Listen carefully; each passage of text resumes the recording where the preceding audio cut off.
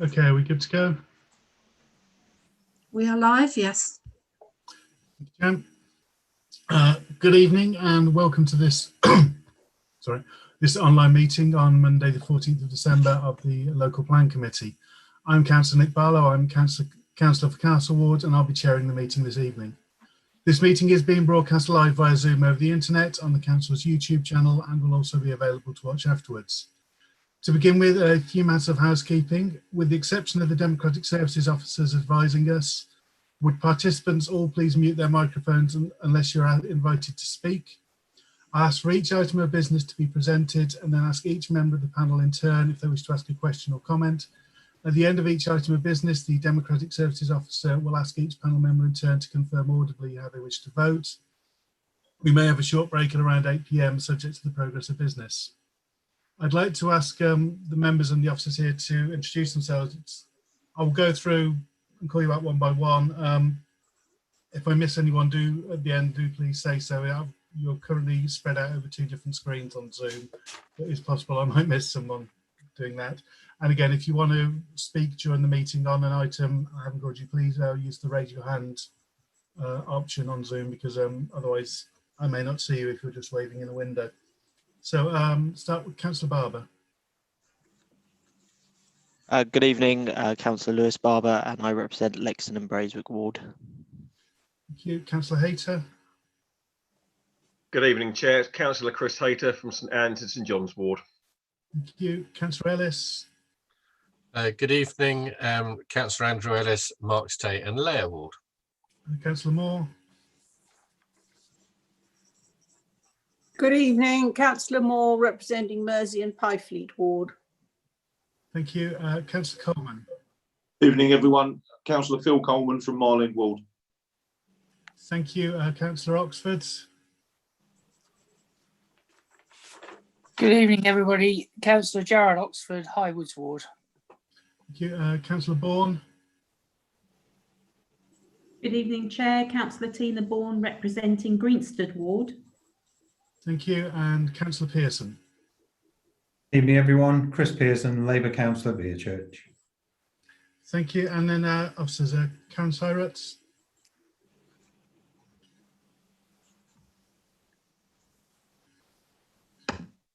Sorry, lost the buttons.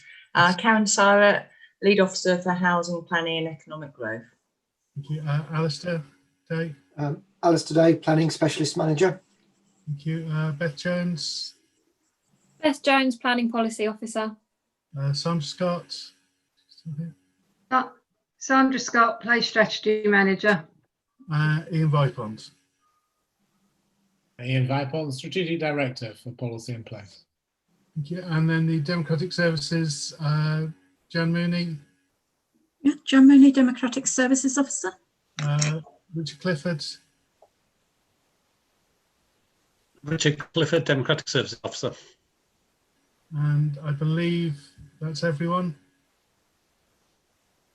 Pause for a shout, no one shouted, so that's there are other people present. They are either councillors or members of the public wanting to speak and have your say. They're not members of the committee or council officers as such. Item 2 on the agenda is the appointment of deputy chairman.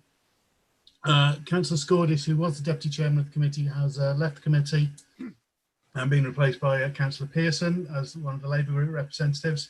I'd just like to say thank you to Lee for his service on the committee. He's been the deputy chairman for me for the last year and a half or more now. He did actually have to substitute for me on one occasion when I wasn't able to make one of our physical meetings last year. Seems so long ago.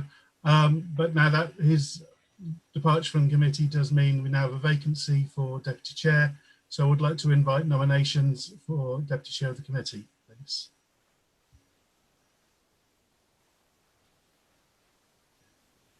Councillor Pearson. Thank you, Chair. Could I nominate Councillor Bourne, please? If you can, I'll second that nomination. Are there any other nominations? I don't see any hands. Rich, do we need to take a vote? Is there one nomination? Or?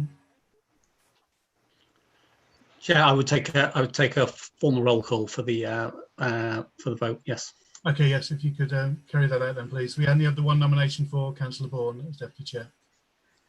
So if I do the roll call, Councillor Barber, 4. Councillor Bourne, oh sorry, Councillor Coleman, 4. Councillor Ellis, 4. Councillor Hayter, 4. Councillor Moore, 4. Councillor Oxford, 4. Councillor Pearson, 4. Councillor Barlow. 4. So And that's Councillor Bourne. Councillor Bourne. Okay, I wasn't sure there. Sorry, folks. Still new whether you could vote for yourself. Councillor Bourne. 4. Early and often. So that's unanimous, Chair. Thank you. Thank you for that, Jan, and congratulations, Tina. Look forward to working with you over the next few meetings. That concludes item 2. Item 3 is substitutions. I don't believe we have any substitute members present. As I say, Councillor Pearson has replaced Councillor Scordis as one of the Labour Group representatives on the committee, but apart from that, we are with all the other regular members. Item 4 is urgent items, and on this one, I've agreed to take an urgent item on the adoption of Section 1 of the local plan. This needs to be considered tonight, as this is the last scheduled meeting of the committee before the planned special council meeting to consider the adoption of Section 1. This will be considered under item 8 of the agenda, where we were scheduled to have a verbal local plan update anyway. This item, just for clarification, is because the inspector's report on the local plan came out on Thursday, which was after the agenda for the meeting had been finalised, actually after we'd had our pre-meeting briefing. I've spoken over with officers at the weekend and today, and we have agreed to that. We can obviously discuss that item in full when we get to item 8. Item 5 is declarations of interest. Do any councillors have any declarations of interest in any of the items up for discussion this evening? I see nothing, so I will take that as a no. Item 6 is the general have your say. Just to confirm, I've got a few names here. I just want to check. I'll just go through them just to check we've got them right, and then we'll move on to that. I have Councillor Julie Young and Councillor Mark Gocher visiting. They want to speak on specific items, so I'll call them when those come up. We also have public representations from Mr. Nick Chilvers, Jonathan Greenwood, Robert Kilshaw, and we've also had a representation from Sir Bob Russell, which will be read out by the Democratic Services Officer. Have I missed anyone out? I'll just say it's Richard Kilshaw, not Robert. Oh, You've missed me out, Chairman. sorry, who have I missed out? Councillor Luxford Vaughan, Chairman. Okay, which item were you wanted to speak on? Item 8. Item 8. Okay, I'll call you under item 8 then. Sorry, I didn't have that on my list. That's because I've only had 5 hours notice. Okay. So I'll call the councillors meeting there. We'll go on the members of the public. First is Mr. Nick Chilvers, and the Democratic Services Officer. You'll have 3 minutes. The Democratic Services Officer will indicate when the time has elapsed, and you will be required to stop at this point. I'll invite officers to respond to any points you make. You'll then have a further minute to respond if you wish after that. So, Mr. Chilvers, please.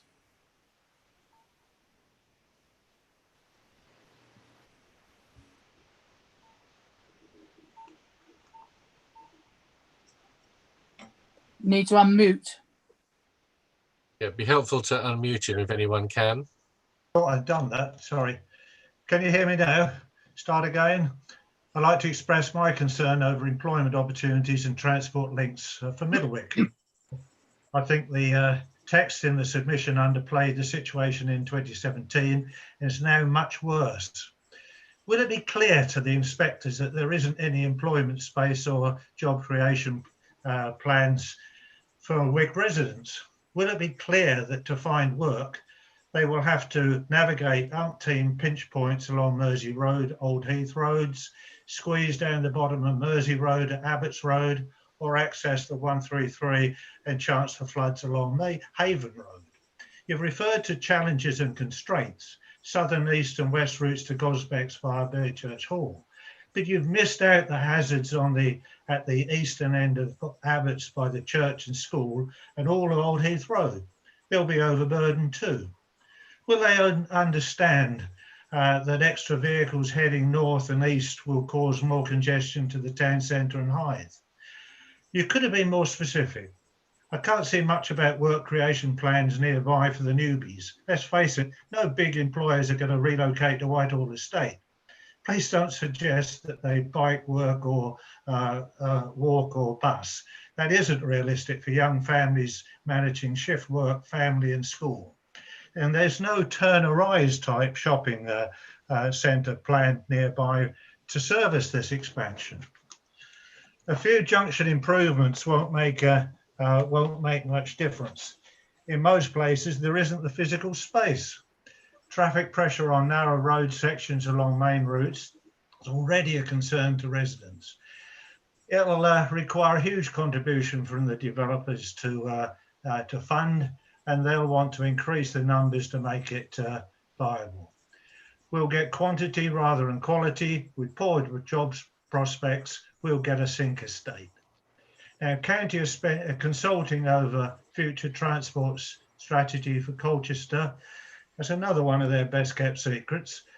They've not even mentioned the development on the Wick. So it looks, one wonders, left hand, right hand.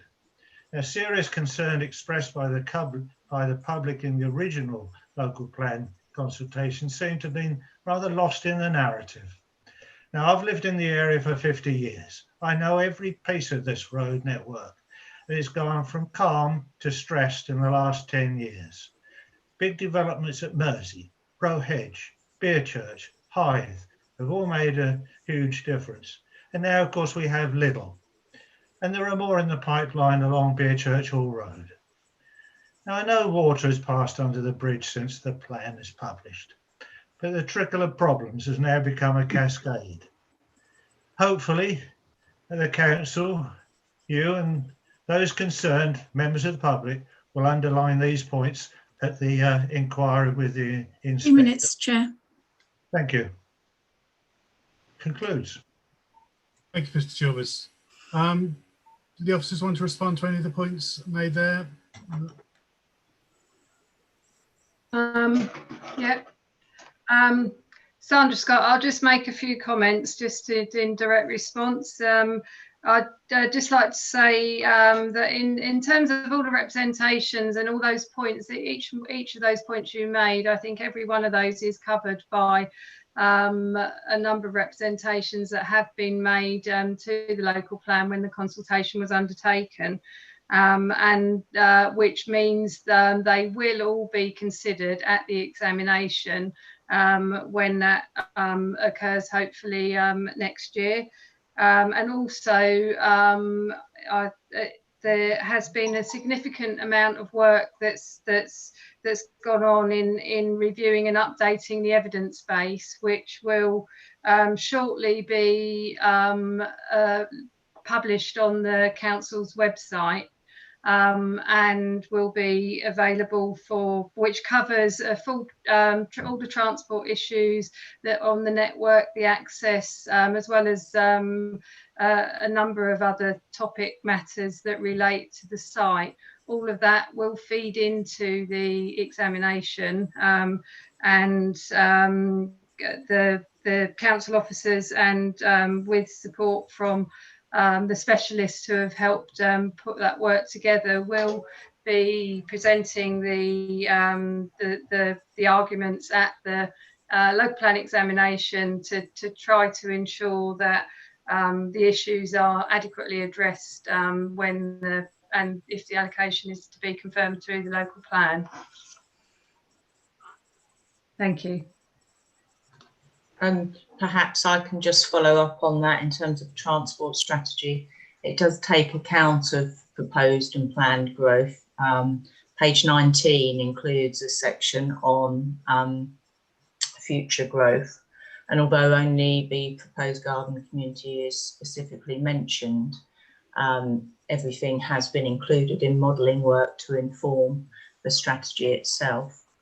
I'd also recognise that there's been changes to both employment and retailing in recent years, not least this year. And whilst there may be a return to the office or to the workspace, I think even going forward, there'll be changes in employment. So we're not looking for another turner rise on the Middlewick site, for example. And I think we acknowledge that more people will be working from home going forward, even if that's just a couple of days a week, but that all of a sudden that starts to count towards that 150,000 journeys that are referenced in the transport strategy. But thank you for all the points. I think they will be discussed, as Sandra's mentioned, and will also ensure that the County Councillors Highway Authority are aware of them. Thank you. Can I just, sorry. Thank Can you. I If you want to respond, you can do so briefly, Mr. Chilvers. Sorry, can I just acknowledge and thank you for what you've said. Essex County Council have a habit of rather sort of downplaying situations. The reality is that you sit crawling from the Grapes at about 3:45 every afternoon, crawling from the Grapes through to Abbots Road Junction for no reason other than weighted traffic. And they need both barrels, a major wake up to the fact that it isn't going to be a simple job and people have got to get to work. Thank you. I'll leave it at that. Thank you, Mr. Chilvers. The next public speaker is Jonathan Greenwood. Good evening. Jonathan Greenwood. I'm a member of Tiptree Parish Council and I'm speaking as chairman of Tiptree Neighbourhood Plan Steering Group with reference to item 10 on the agenda. I just want to say how disappointed we were with the examiner's report and conclusions. The narrow definition of what was considered to be the submission documents means that various evidence-based documents were not taken into account. As a result, the conclusion was that the evidence for our site selections did not exist, or at least was not seriously considered. This was explained to the examiner during the fact-checking exercise, and several changes were made to the final report. However, the report still contains what we consider to be inconsistencies, and this is why Tiptree Parish Council and Colchester Borough Council have prepared a joint statement to be published alongside the examiner's report. It is disappointing to us that the NPR's guidelines do not appear to have been followed, particularly in relation to the absence of engagement with either the Parish Council or Colchester Borough Council on neighbourhood plan issues. This is contrary to the NPR's, that's the Neighbourhood Planning Independent Examiners Referral Services. It's contrary to their guidelines to service users and examiners. And in particular, I want to quote three of the paragraphs. Paragraph 1.10.5 of the NPR's guidance says that the independent examiner will initially undertake a high-level assessment of the plan documents. And if there is an obvious and potentially fatal flaw, the independent examiner will write to alert the local planning authority and qualifying body. This didn't happen. Paragraph 1.11.4 says the qualifying body will normally be given the opportunity to comment on the representations made by other parties at the Regulation 16 stage. Ideally, the qualifying body should make its comments known within 2 weeks of the close of the Regulation 16 stage. This may be particularly important where the matters concerned have not been raised at the Regulation 14 stage. Well, we were not given that opportunity either.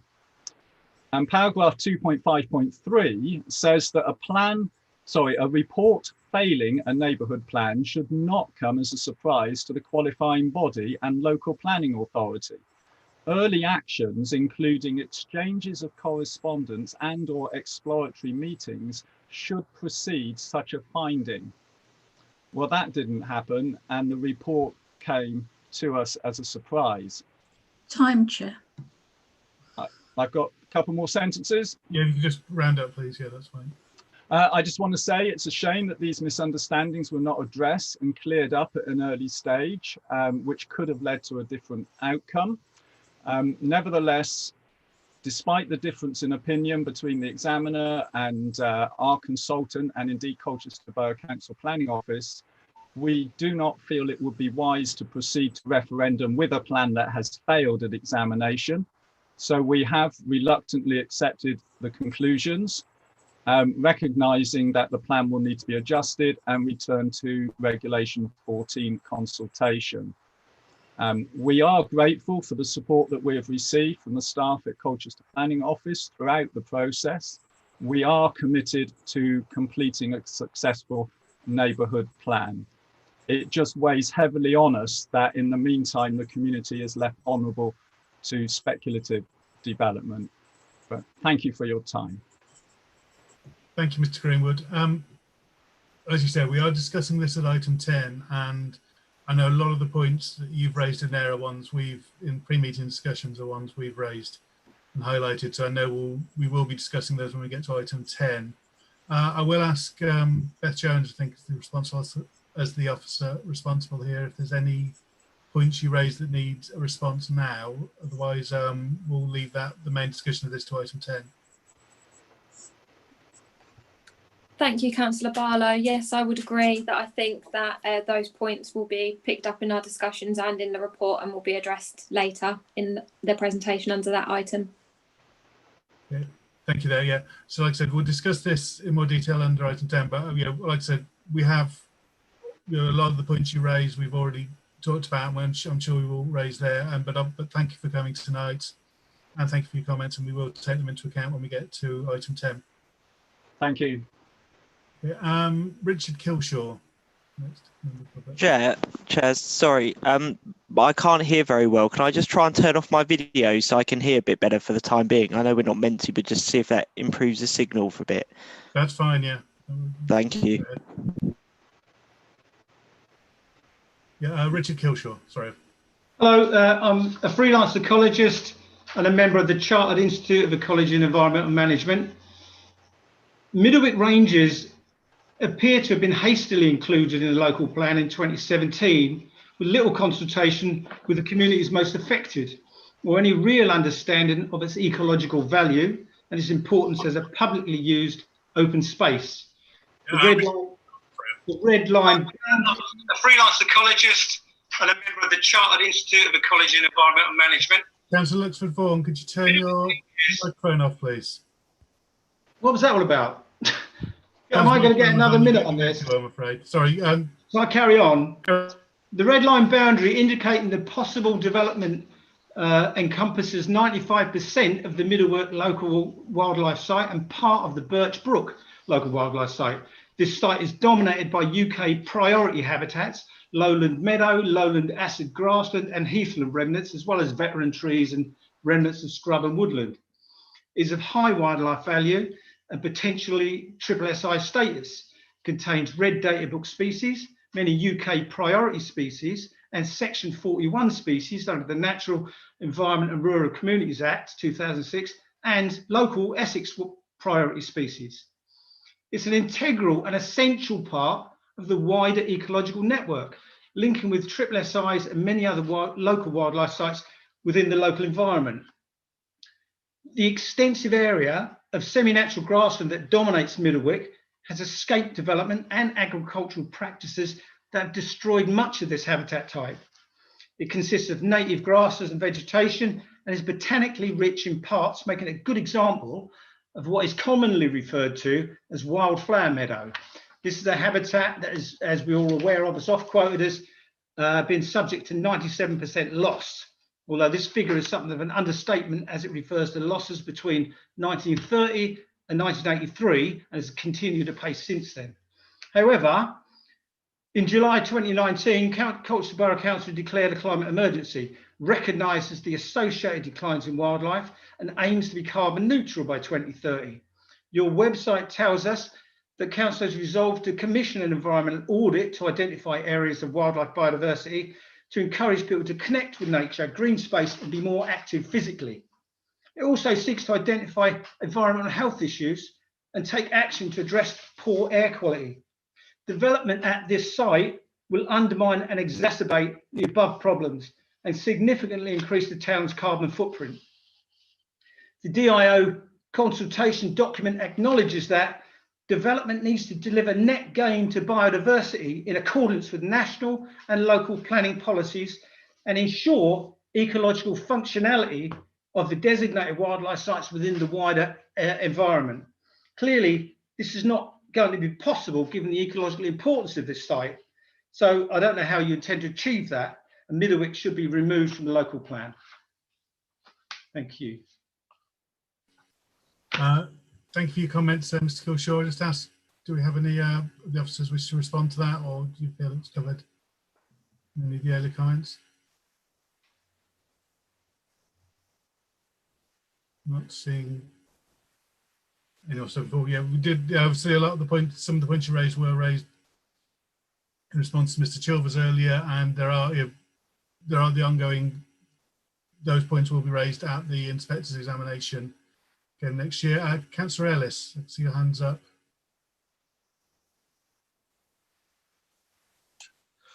Thank you, Chairman. I just wanted to point out to Mr. Kilshaw and others who are interested that they ought to read, if they haven't read, I'm sure they have, policy SC2, which is the Middlewick Ranges one, where it says, and Karen may come in on this, but it does say in that the final number of dwellings will only be confirmed when full details of constraints are known. I obviously didn't vote for it in the first place, but the fact is it is in our section 2 currently, but we did, because it came in very late, and I agree, I don't think it was looked at the detail that it could have been. There were other issues at the time we were looking at, particularly along garden communities. It does say in this policy that the final number of dwellings will only be confirmed when full details of constraints are known. I'm sure planning officers can expand on it further, probably not at this meeting, but further down the road. Maybe the constraints are larger than at first thought. You've pointed some out this evening. I know Mr. Chilvers has, Sir Bob Russell and others over a number of on a number of occasions. There are a number of constraints, and it may not be that that number of dwellings can be accommodated. But just to say, it's worth reading the policy because I don't think it's set in stone. Officers may disagree. Can I just very quickly respond to that, as I was interrupted earlier? If you got in a muddle. I just want to say that it's also been, I mean, talk about a number of dwellings, depending on the impact, but it's also been claimed that partial development will increase the area of publicly available but undefined as yet green space. But any development there will not only create direct habitat loss, but the subsequent increase in use of pressure will severely degrade what remains. This should be not at all. It should never come on the local plan. It should be thrown out. Personally. Okay, thank you for your comments there, Mr. Kilshaw. It's like I said, this will be discussed in other meetings and at the examination over the next year, so you will be able to have plenty more chances to make those points going forward. We have one last representation from the public. There was a submission from Sir Bob Russell. I'm not sure which officer is reading that. I'm going to read that, Chair. It relates to the item on the garrison and to the local plan. So I'll just read that out for you. I would like to endorse the recommendation by officers, who I thank, that the area around Roman Circus House is added to the conservation area in that part of Colchester, noting its very important proximity to both the Roman Chariot Circus and the former Army Vehicle Repair Workshops, ABRO, for which I understand a planning brief has been produced, will be published in the new year. I appreciated being allowed earlier this year to submit my own thoughts about this site. The Roman Circus is currently a woefully underutilised tourist attraction, including the area in the conservation area is an important indication that 16 years after it was discovered, perhaps the Roman Circus is to be given the tourist potential attention it warrants because of its national and international importance. Colchester has a significantly greater Roman heritage attraction than what York and Chester can offer. Following receipt by the Council of the Inspector's letter confirming that Section 1 of the local plan is sound, which incorporates the garden community beyond the eastern border of the borough, I urge the committee to give a categorical assurance that when more detailed work is progressed, then there will be a minimum of 1.5 kilometres gap from Salary Brook, the watercourse, to the nearest new dwelling, thus retaining the open aspect as viewed across the fields from Grinstead and Longridge Park. So far as the so-called rapid public transport is concerned, unless this is going to be a light railway, tram, then the stop of a bus lane as exists from the park and ride site will not encourage people to get out of their cars. Let there be imagination. My understanding is that work on Section 2 of the plan can now be progressed, which includes the Middlewick allocation. Could I ask the committee and officers if they will enable evidence and master plans to be shared as they are developed with local residents and others who have expressed an interest? I feel that public engagement is crucial. I remain of the opinion that there should be no housing at Middlewick, but if the Ministry of Defence, government, is adamant that the firing range is to be closed, then I suggest that Colchester Borough Council should insist that there be no development on any part of the land between Abbots Road southwards to the firing butts. Ends.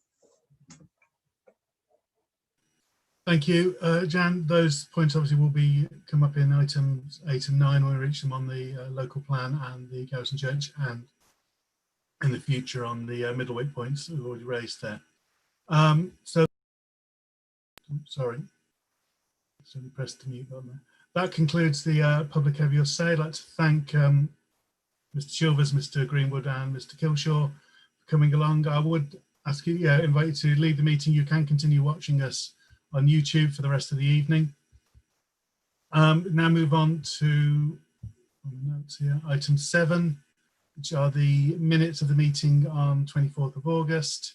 As I've heard of no problems with those minutes, I would propose that we accept them. Are there any objections to accepting those as a record of the meeting? See no objections, so those minutes are therefore approved. Thank you. We now move on to item 8, which is a local plan update.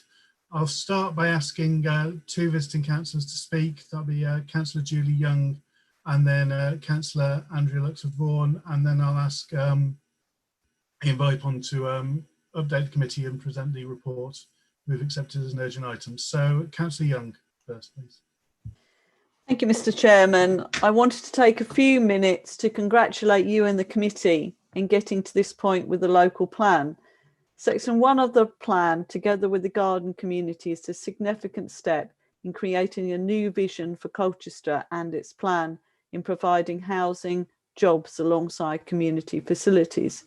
We have too often seen developments being created which have been shortchanged by the lack of infrastructure provided, and this plan gives us the opportunity to do better. It's right and proper that we plan for the long term, and it's right and proper that we do as we say and say what we mean and develop this along garden community principles. We declared a climate change emergency, so these homes must have sustainability written into their design. We want homes with gardens and plenty of open space. We must start as we mean to go on, not retrofit, rewilding, but wild from the word go. I know that the trigger point for a new primary school is 800 houses, but we must ensure that health and education is built alongside these homes. It's worth reflecting on the partnership that we have developed with Tendring and Essex. And I think it's worth remembering that Tendring has suffered from speculative development in the past. So had we not worked with Tendring, we may have seen them building on our borders anyway. I think this way having a joint approach is absolutely the way forward.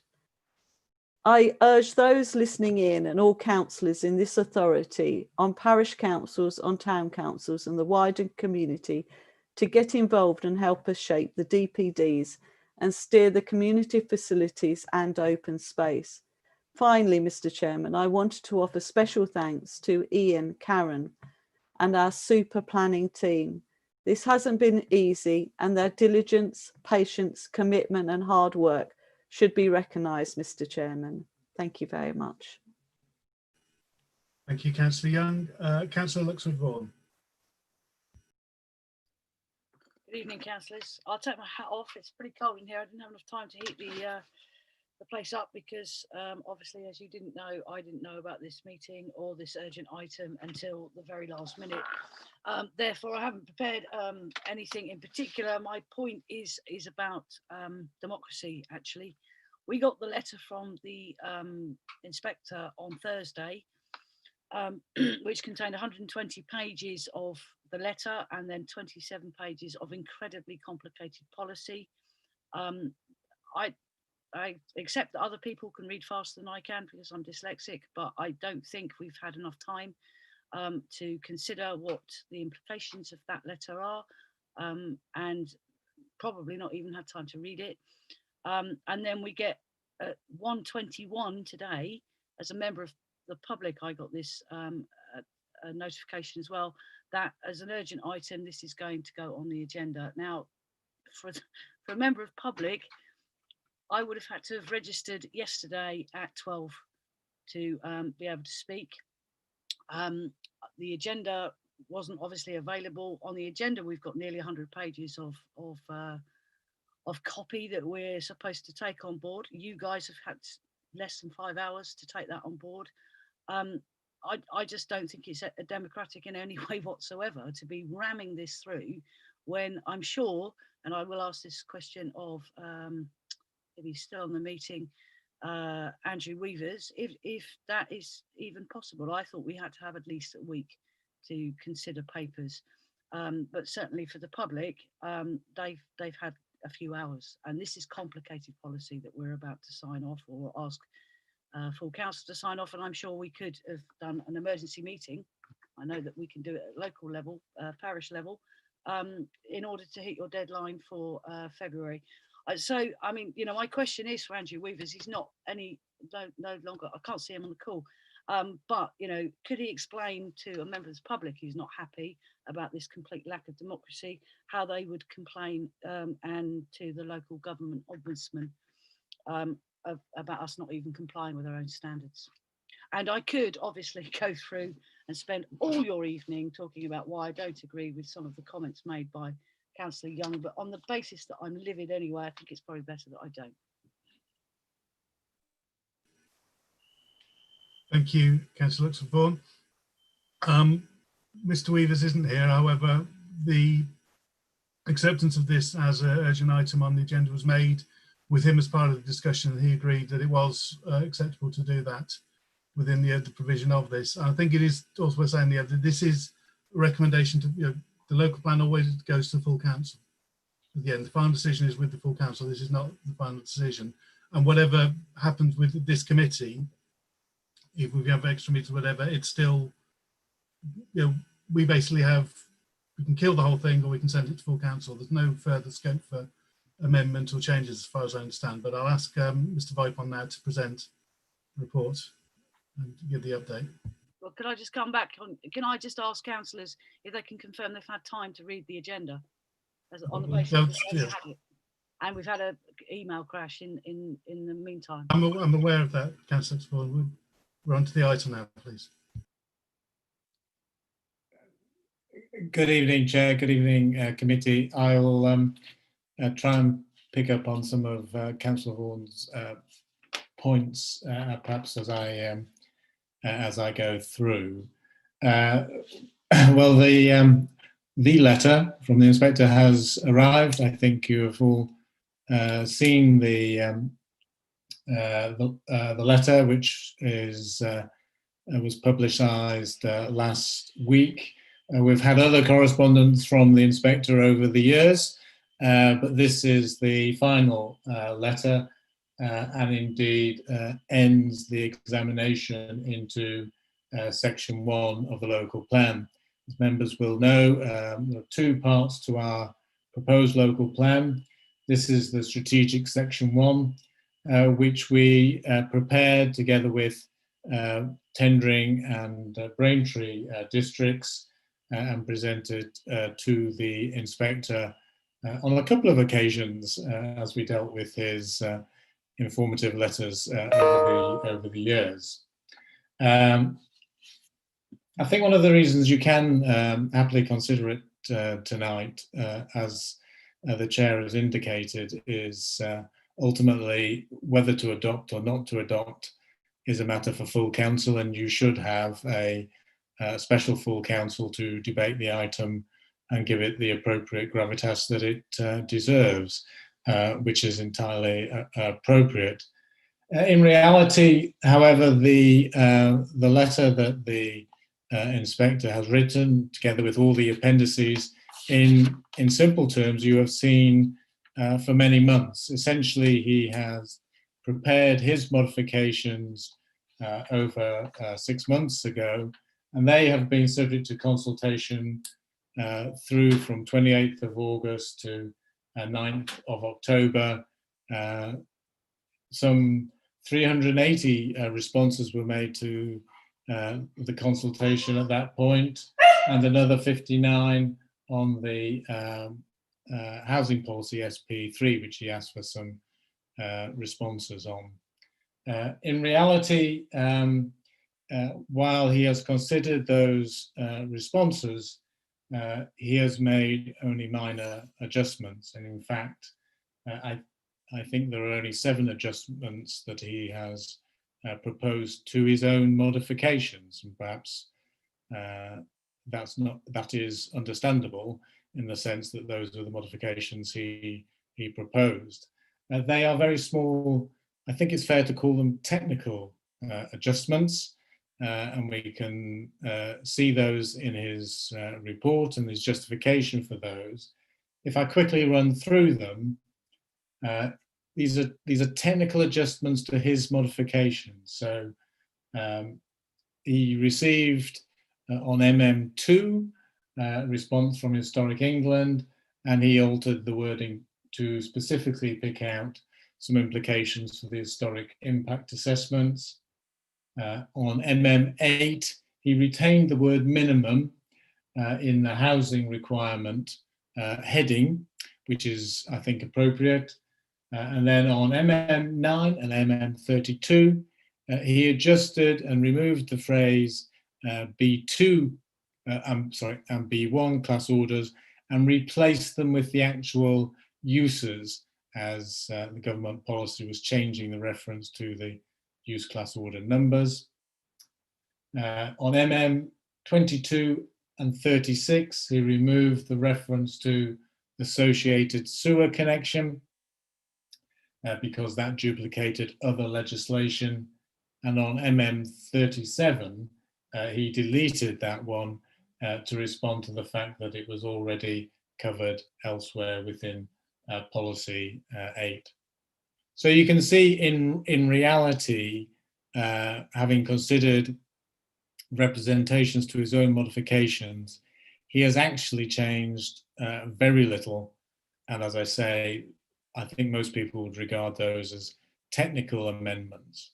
So in reality, the public, all councillors, all parties have seen the modifications contained within his letter for many, many months. There are no surprises here.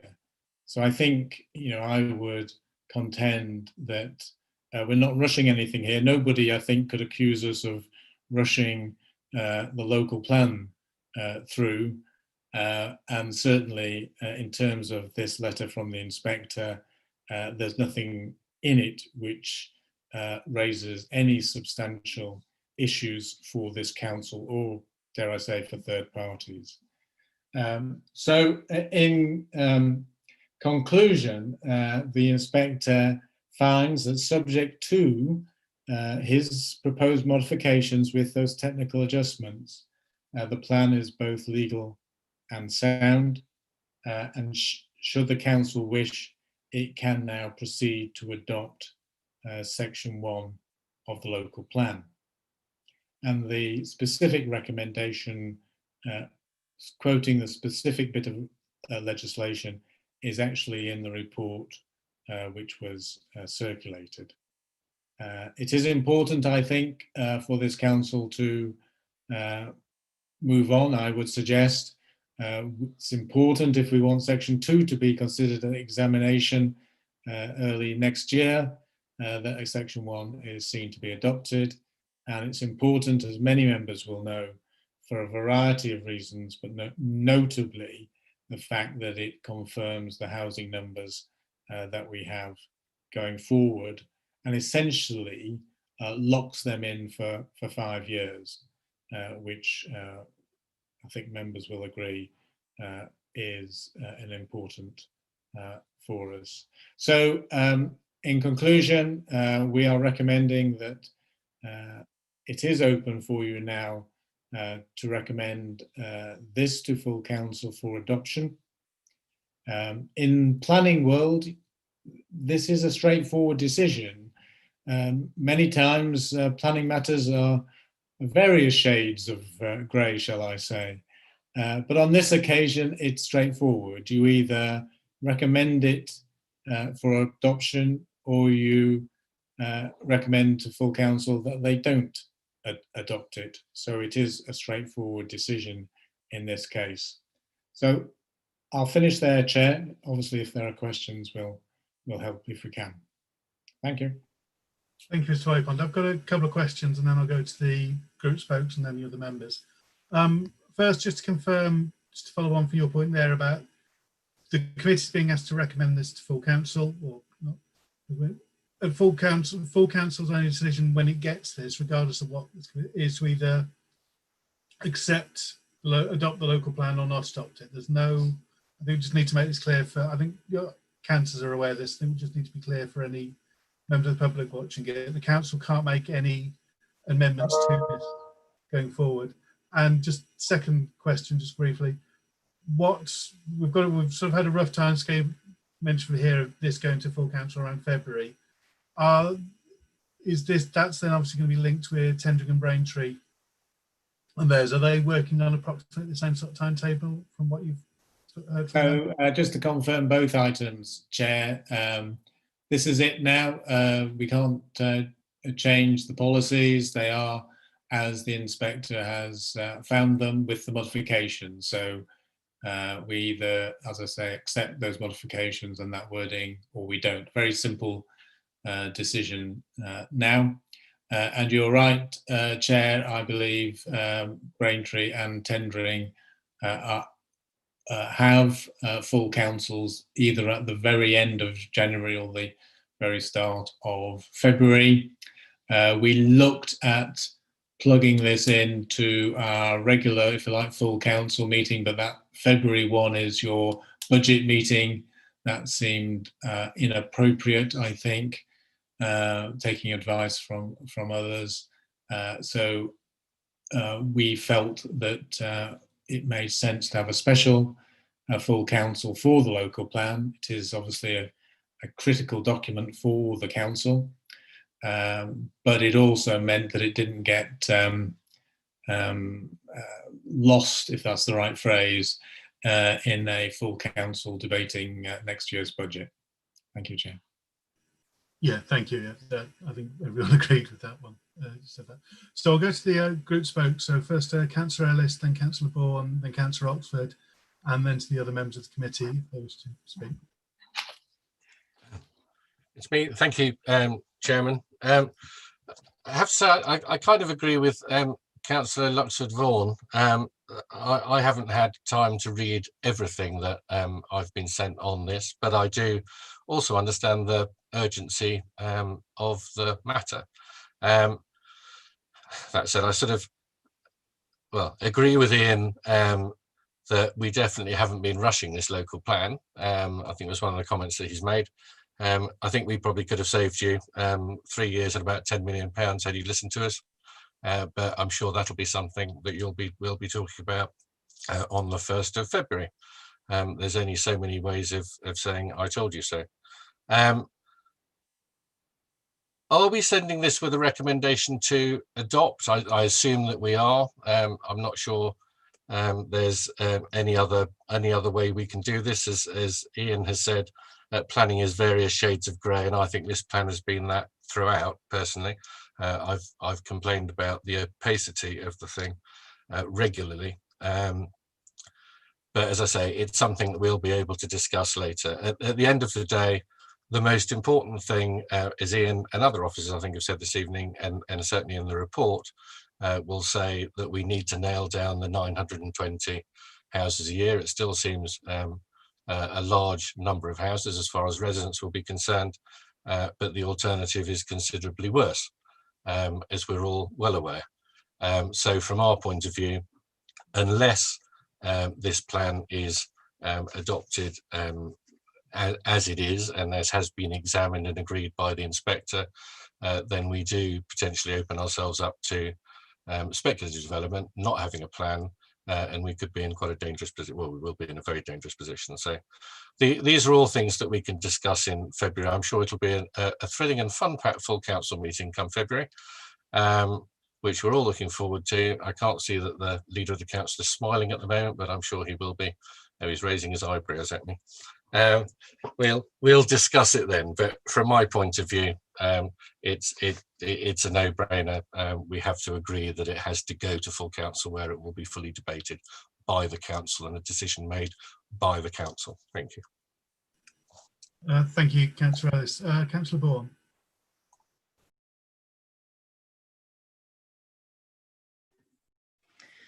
Thank you, Chair. There's no doubt at all that this plan has gone through a lot of consultation, and much has been said at local plan and outside of local plan on various different forums over the years. We have cancelled a couple of local plan meetings this year because we're waiting for the inspector's letter. As we all knew, as soon as the inspector's letter arrived, that the next local plan, or a local plan if it wasn't imminent, would have been called to consider the inspector's letter and to look at the implications of that. So thankfully, we've now got to that point, and I'd like to echo Councillor Julie Young's thanks as well, because it has been arduous, regardless of what you think of the local plan, housing development, housing numbers, growth, economic structure. Regardless of all of that, it has been an arduous journey, and some people may not agree with the outcome either, but that is not for us to discuss here at local plan. Our remit was always, as a local plan committee, to refer on to full council, and we always said that full council would have the final say. So I'd like very much, Chair, to thank the previous and current portfolio holders for their local plan responsibility, the previous and current local plan chairs, because it has not been easy, and plus the many, many hours that local plan members have put into churning through all the documentation, receiving the submissions, listening to members of the public, listening to organisations that came forward. That has been, I'm relatively new to local plan, but I can see people on my screen now that have literally spent, it's not hours, it's probably weeks, reading through reams of documentation. Now, the inspector has confirmed that section 1 of this council's local plan meets the government's test for soundness and legal compliance, as long as we include his well-considered technical modifications. So I'm not wanting to stifle debate, but I am going to get in the recommendation that section 1, as modified, be referred to full council for adoption, and that a special full council meeting be set up in January in order to give the subject the attention it deserves. And it does deserve a meeting on its own. It is, we don't have many full council meetings just on one subject, but this has, it has been divisive. and I think it's a time for healing. And we need to move on. We need to move on with Section 2. We need to ensure that there is no speculative development in our borough, and we need to narrow that down. So I would very much welcome referring to full council chair. Thank you. Thank you for that, Councillor Bourne. So that's the proposal that's been officially moved. I'll move now to Councillor Oxford. Thank you, Chair. I mean, I do agree this needs to go to full council, and I'm glad it's going to be a standalone item because it needs to be. Otherwise it's going to get messed up and it's going to be a very long night and wouldn't get the attention it deserves. I have to say, though, I do agree. I have some sympathy for Andrea Luxor-Vaughan in that I would have liked longer to have actually been able to go through the letter because it came fairly late and it's complex. So I didn't quite understand why it needed to be called this meeting before Christmas, why it couldn't have waited to the beginning of January with a date set for a full council meeting at the end of January. Perhaps somebody can tell me the justification for that, please. Thank you. Well, obviously, it's come to the, I think there's the awkwardness of the timing in which the inspector sent the letter, which came on, like I said, it came on Thursday, just before this meeting. I think we were going to have to discuss it here anyway, regardless of what it said, and to take it forward. I think the point is like I said, this is going to full council. Everyone will have the chance. I'm sure everyone will take the chance to speak at that meeting on the local plan. And the issue here is whether we put this forward. I think the question is, this meeting was already scheduled. We're already going to have it. We could have deferred this to another local plan committee meeting sometime in January. I'm not quite sure. It would have been somewhere around mid-January. We would have that. However, I'm not sure, from especially what we've been saying already, that would have actually added anything to it other than literally having the meeting for the sake of having a meeting to approve what I think we will say here. But I am prepared to listen to points councillors make as we go through the debate. I'm going to go through the other members of the committee. I've got Councillor Barber's got a hand up, and then I'll go through the other members just to make sure everyone has their chance. Then I'll go back to Mr. Vipon to respond, and then I'll ask if there are any more questions or comments up to that. So, Councillor Barber. Thank you, Chair, and thank you for the opportunity to speak on this item. I completely sympathise with the points raised about the democratic process of this plan throughout. I think it's been deficient from the start, deficient from when I first got elected in 2016, had to stand in a room piecing yellow bits of paper onto a map to try and fit a new town into an area completely inappropriate for it. I think one of the issues that, and I hope this is a constructive comment, is that sending emails just telling us what is happening is not the sort of democratic involvement members who aren't part of the cabinet want. They want active involvement in decision making. They want active involvement in shaping the policy going forward. A few emails saying this is what's happening, clearly, as some of the private emails have shown among councillors, has not been to the satisfaction of all members. And it is worth remembering this is a minority administration, and therefore there is an onus on it to have greater involvement throughout the council chamber. So on that note, I do think it's particularly welcome any opportunity to debate an issue at full council, and this is an issue that has been overdue really to be discussed at full council. I remember when we had the debate about Plan B, I actually made sort of a point in my response to some of the debate comments that this wasn't necessarily a debate about the wider local plan. This was a debate about Plan B, and while the energy was great to see, we haven't really had that debate just on the local plan. We've had debates around the issue itself.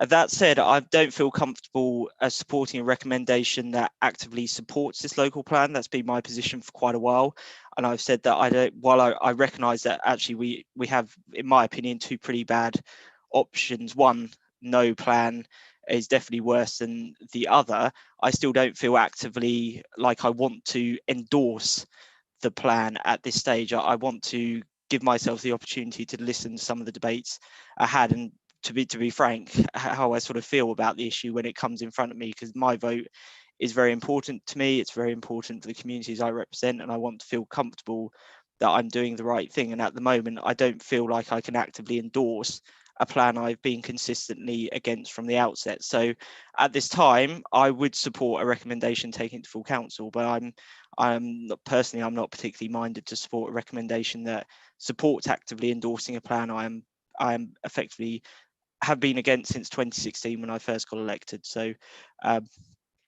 I think the timing of the committee meeting, personally, I'm less problematic about, because I think we will have that opportunity to all members to debate it in full council. So I'm personally not particularly worrisome on that point, but they are my comments. Thank you, Chair. Thank you, Councillor Barbara. I'll go to the other councillors now, the other members of the committee. I'm just going to go in the order I've got you on my screen, which, as you all know, Zoom mixes you up at random. So apologies if that's surprising now. Councillor Coleman. Many thanks, Chair. Just one comment from me. We've all seen Section 1. We've had plenty of time over the years to read Section 1. Given there's only minor amendments, I'm not sure, as Ian said, there's no surprises. So this just goes straight to full council and let the debate begin. Thank you, Councillor Coleman. Councillor Moore. Thank you, Chairman. I have a lot of sympathy with Councillor Luxford Vaughan, because I, like she, a dyslexic. I got halfway through and had to give up reading it. However, we are where we are. What we have to decide tonight is whether we put it forward to full council. I don't think there can be any doubt that we do have to put it forward to full council. There's a lot of people not happy with various bits of the plan. Full council is a place to really air that. It would be a disaster if we lost the plan, because everything would come tumbling down and developers would have their field day over what was going on. It must be passed, but I do think that time for full council members to really air how unhappy they are about some parts of it, I think is absolutely necessary. So summing it up, I think that we don't pay sufficient attention to the disabilities, particularly dyslexia. All dyslexics are handicapped by doing everything online. It's much more difficult to read online than it is on paper. And I know we can order paper copies, but there was no time in this case. I think we should continue to remember that it's not just the blind and the deaf that have problems and need special consideration. Dyslexia in this job makes it twice as hard, and you have to work twice as hard to get the result. Okay, that said, yes, I certainly would support us sending it to full council, because I couldn't bear what would happen if we don't. So thank you. Thank you, Councillor Moore. Councillor Hayter. Yeah, thank you, Chair. I think it's pretty straightforward that, you know, we need to push this through to full council. So I will be backing that tonight. That's all I've got to say on the matter at the moment. Thank you, Councillor Hayter. Councillor Pearson. Thank you, Chair. Yeah, I share some of Councillor Moore's concerns about us having a developers charter if we don't send this to full council and full council supports it. So I understand that a lot of work has gone in and that I've come very late in the day to this committee. Everything that's in front of us has gone through numerous hoops. It's been debated, it's been considered, it's been through an inspection. And we've heard from Mr. Vipon this evening that the amendments that are before us are minimal, just a word here, a clarification there. So I'm of the view that's already been expressed by Councillor Bourne. And if you need a seconder, then I second that this recommendation goes to full council. Thank you, Councillor Pearson. I can see Councillor Barber has got your hand up. I'm not sure if that's from earlier or... Just a question for Ian is about the timescale for section 2, what we would be looking at if section 1 was adopted. I may have missed it in the papers, so apologies if it's in there, but I just want to know an updated timescale perhaps, please. Thank you. Okay, Councillor Ellis just put his hand up. It's a quick question, or it's a very quick thing, just to say when someone's saying that changes are minimal, just removing a 24,000 home garden community, I would hardly call minimal. But if Ian's talking about the minimal changes since we had the inspector's finding last time, then that's fine. But I wouldn't call it a minimal change to the plan. Councillor Young spoke earlier, so actually sent an email saying congratulations. Yes, it's a good thing that we've got to this stage. It's taken us a very long time to get here, and we should remember that actually the inspector has removed 2 of the garden communities, which were the central plank of this local plan at the end of the day. Braintree have lost theirs in its entirety. We've lost a very large one, and we're now sharing a much smaller one with tendering. So the changes are hardly minimal. That's not to say I'm not pleased to see them, Chairman. Thank you. Thank you, Councillor. I believe what Mr. Vipon was referring to, the minor changes were the ones to the resubmitted section 1, not the ones that the one we submitted in June or July, or the months start running together at this point. But yeah, just on that point, just before I hand over to go to Mr. Vipon again, I would say having seen that if there'd been, I think, significant changes in the inspector's letter in his modifications, I think I would have maybe hesitated more before bringing it to this meeting, as it is effectively what we submitted in July, with just a few words being changed around and a few minor tweaks. That, I think, it is something we have discussed at length. If it had made significant changes to it, I think I would have wanted us to have more discussion and more time to consider this. But Mr. Vipon. Yes, I agree with you absolutely, Chair. We were always programmed to do an update. Can't not do the inspector's letter if you submitted it, can we? So it was always, in that sense, going to be here before you. But if it had been substantial changes to his modifications, we would have needed more time anyway to understand them, and you would have needed more time to understand them, and etc. But Councillor Ellis is absolutely right. The modifications themselves are substantial changes to the submitted section 1. My point was that those changes have been out in front of the public and members, as you say, since June last year, so that they are not a surprise.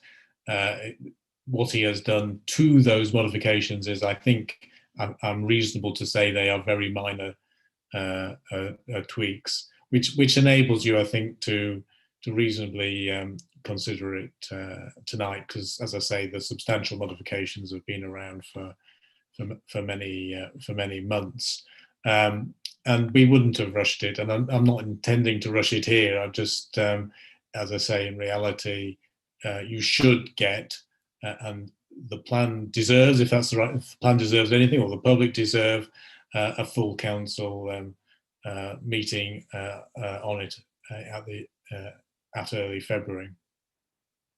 I think the specific question Councillor Barber asked was about section 2. Section 2, if members recall, was submitted actually at the same time that section 1 was submitted, but has effectively been on hold whilst section 1 has gone through. We are in touch with the inspectors. They are beginning to look at dates for the examination. We expect that to be, like I said, springtime next year, obviously subject to section 1 being adopted.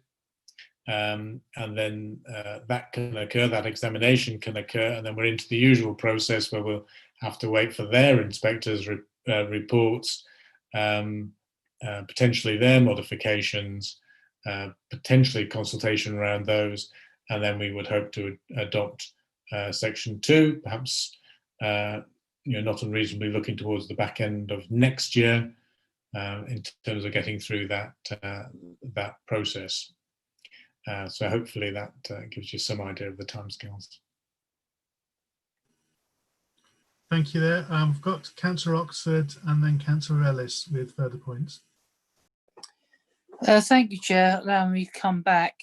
I think we've had 2 councillors this evening who claim because of a disability they have been unable to read a document in time, and it would be very wrong of me not to mention that in the Equalities Act that covers people with dyslexia, and we need to make sure in future there is plenty of time so that any councillor with any disability has the time to read all documents before the meeting so they can actively take part properly.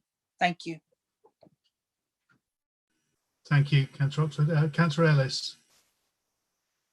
Thank you, Chairman, for bearing with me. It's actually whether I should bring it up now or later, you'll tell me, but we're talking about the local plan, and part 2 has just been mentioned again by Ian. Something Sandra Scott, who I think is still on here, yes she is, said earlier in answer to one of the speakers was that we have been revising and updating the evidence base for section 2, and that's going to be publicised or published shortly. Are we making sure that there's some publicity around publishing that information, and will the public have an opportunity to comment any further on that updated evidence base, so that they may wish to, because something may have come up from that which they may wish to be able to speak to an inspector or what have you about. So I just wonder, we've had the opportunity to update our evidence base. Are the public going to have an opportunity to have their say on those updates? Thank you. Yes, Sandra, if you want to. Would you like me to respond, yeah? Yes, the reference to the updated evidence base was in the context of Middlewick, when that will be in the public domain as soon as possible. And through the examination, as soon as it's published, it will obviously be available for everyone to review and consider in relation to their own position, their own view, and any other experts where it's technical, which much of it is, and through the examination and the inspectors' issues and matters and issues that they raise, there will be the opportunity for everyone to use that and respond to that in through the examination process. Is that okay, Councillor Ellis? Yes, I hadn't realised it was only on Middlewick, but that's fine. I know that we've been looking at sustainability appraisals, etc., throughout Section 2, especially as it was undertaken by the same people who did Section 1, where we came rather unstuck. So that's absolutely fine. Thank you. Thank you, Councillor Barber. Thank you. Just to pick up on Councillor Oxford's point, actually, because I made a comment whereby I said I didn't really have a problem about the timing of the committee, but that was perhaps a bit selfish of me and didn't take into account some of the concerns raised by others. So I just wanted to, if anyone was offended by that, apologise for not being so open-minded on that front. But also, I think just as a maybe, this isn't necessarily the place to do it, but just for in general for the committee, sometimes I don't think we try and rush things into a committee in an evening, and for such a big important committee that the local plan is on decisions it makes, I think sometimes we should give items more time, and where appropriate have another committee meeting. The problem is we sometimes go months and leave an issue, and over the course of a few years, that means issues get left behind. And I think that sometimes can be a bit disappointing. As I keep saying, fix the link would be something that needs a lot of time spent at the committee, and I think they're particularly with the safer, greener, healthier work going, and just another illustration perhaps of why we need more meetings this evening. Thank you, Councillor Barber. I can see the Leader of the Council has raised his hand, even though he's not a member of the committee. I am minded to let him speak briefly.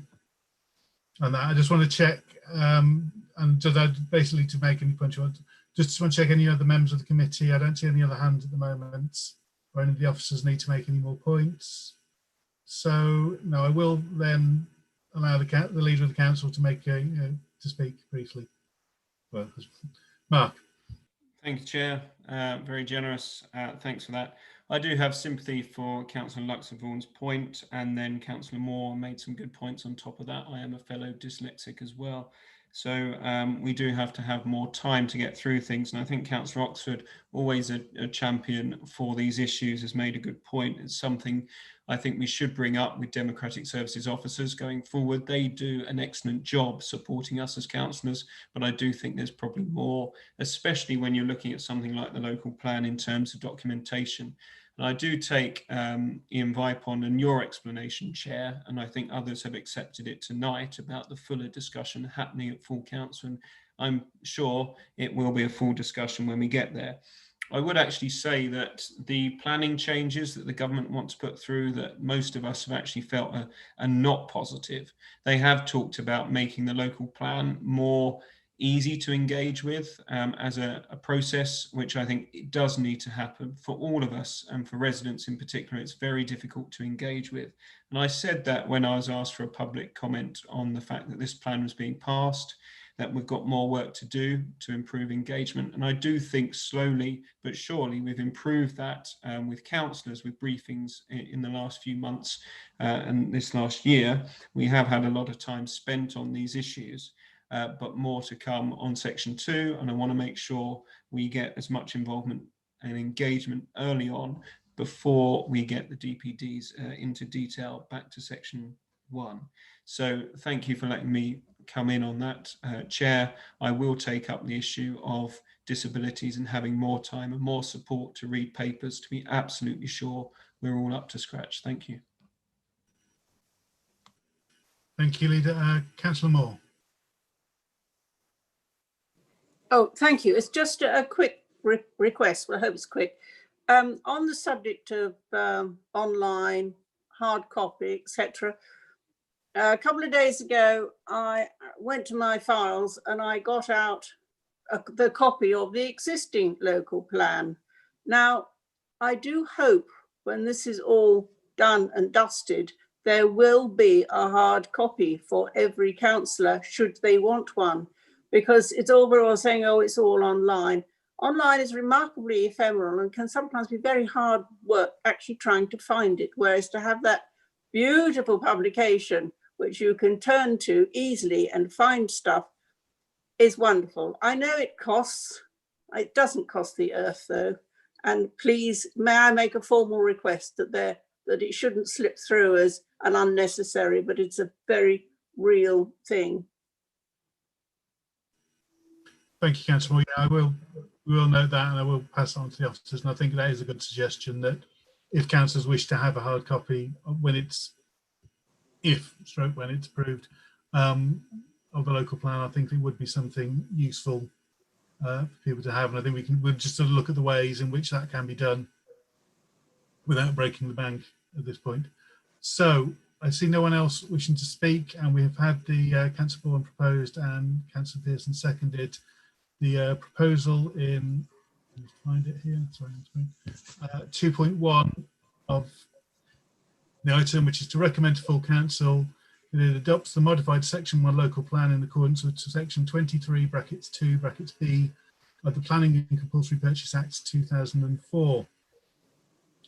This is again, just to recommend to council, and we will have that full debate and full discussion at the special full council meeting, which, as some have said, is currently looking at having on February the 1st, but there will be further discussions, I think, near the time, just to clarify that, and that obviously will be publicised. So I believe, Jan, you want to take the vote on this one, please? Yes, ready to take the vote.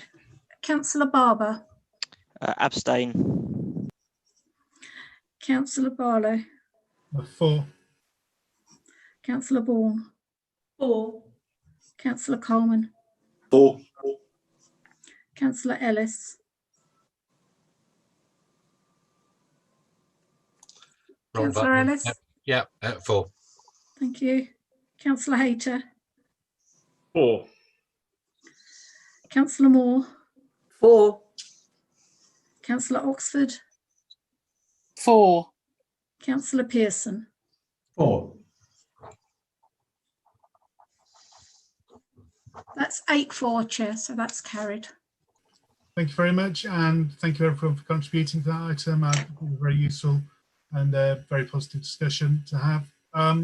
So now, just checking the time, so we have got time for this. Item 9, which is the proposed extension to the Garrison Conservation Area.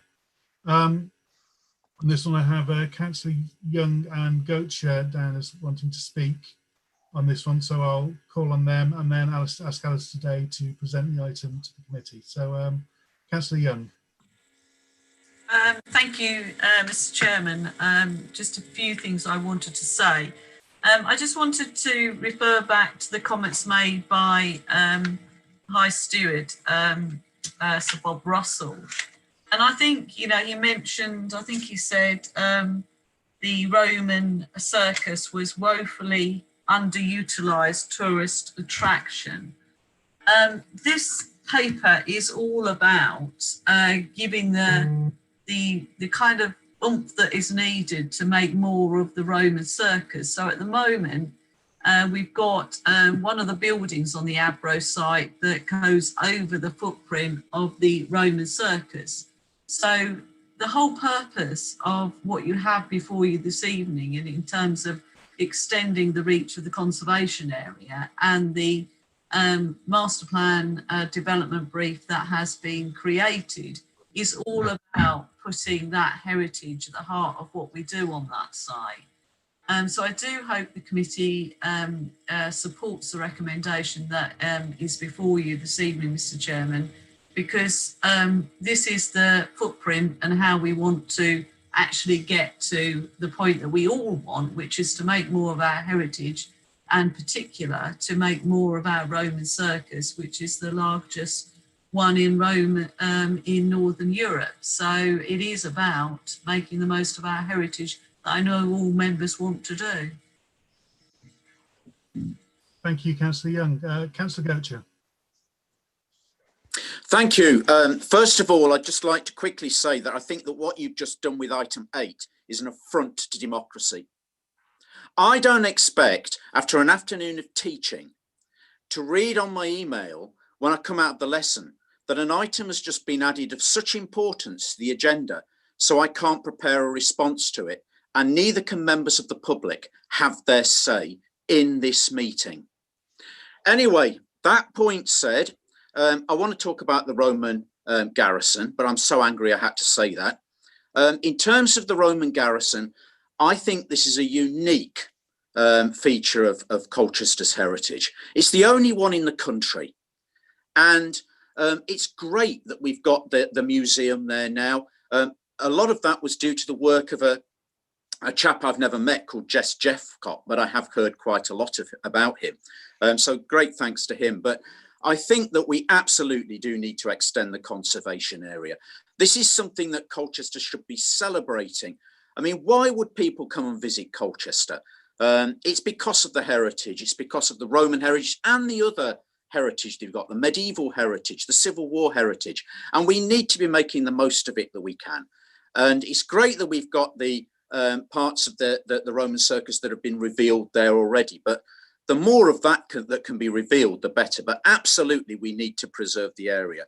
I think it would be great if the council could buy the Abro site when it goes up for sale. Obviously, though, I'm well aware of the financial situation that we're in, and the price might be too high. I mean, I'm realistic, but it would be great if there was a possibility of somehow getting the funding for that. But, you know, I'm realistic on that. But certainly we need to protect it from overdevelopment and make sure that as much of that heritage site is preserved as we can. In terms of archaeology, I know as a teacher that subject has been under attack over the recent years. The exam board a few years ago dropped A-level archaeology, which was outrageous, but it happened. But obviously archaeology is still being taught well in our universities, and we as a town should be doing everything we can to support the local archaeology of our town. So absolutely, I would urge you to support the extending of the conservation area to a wider area and preserve as much of it as we can. Thank you. Thank you, Councillor Goetcher. And so now I'll ask Alistair Day to present the report, please. Thank you, Chairman. I'll have to be quick because I had to move machines and my iPad is dying quite rapidly of battery. So if I disappear, I apologise, but hopefully Karen will be able to take over from me.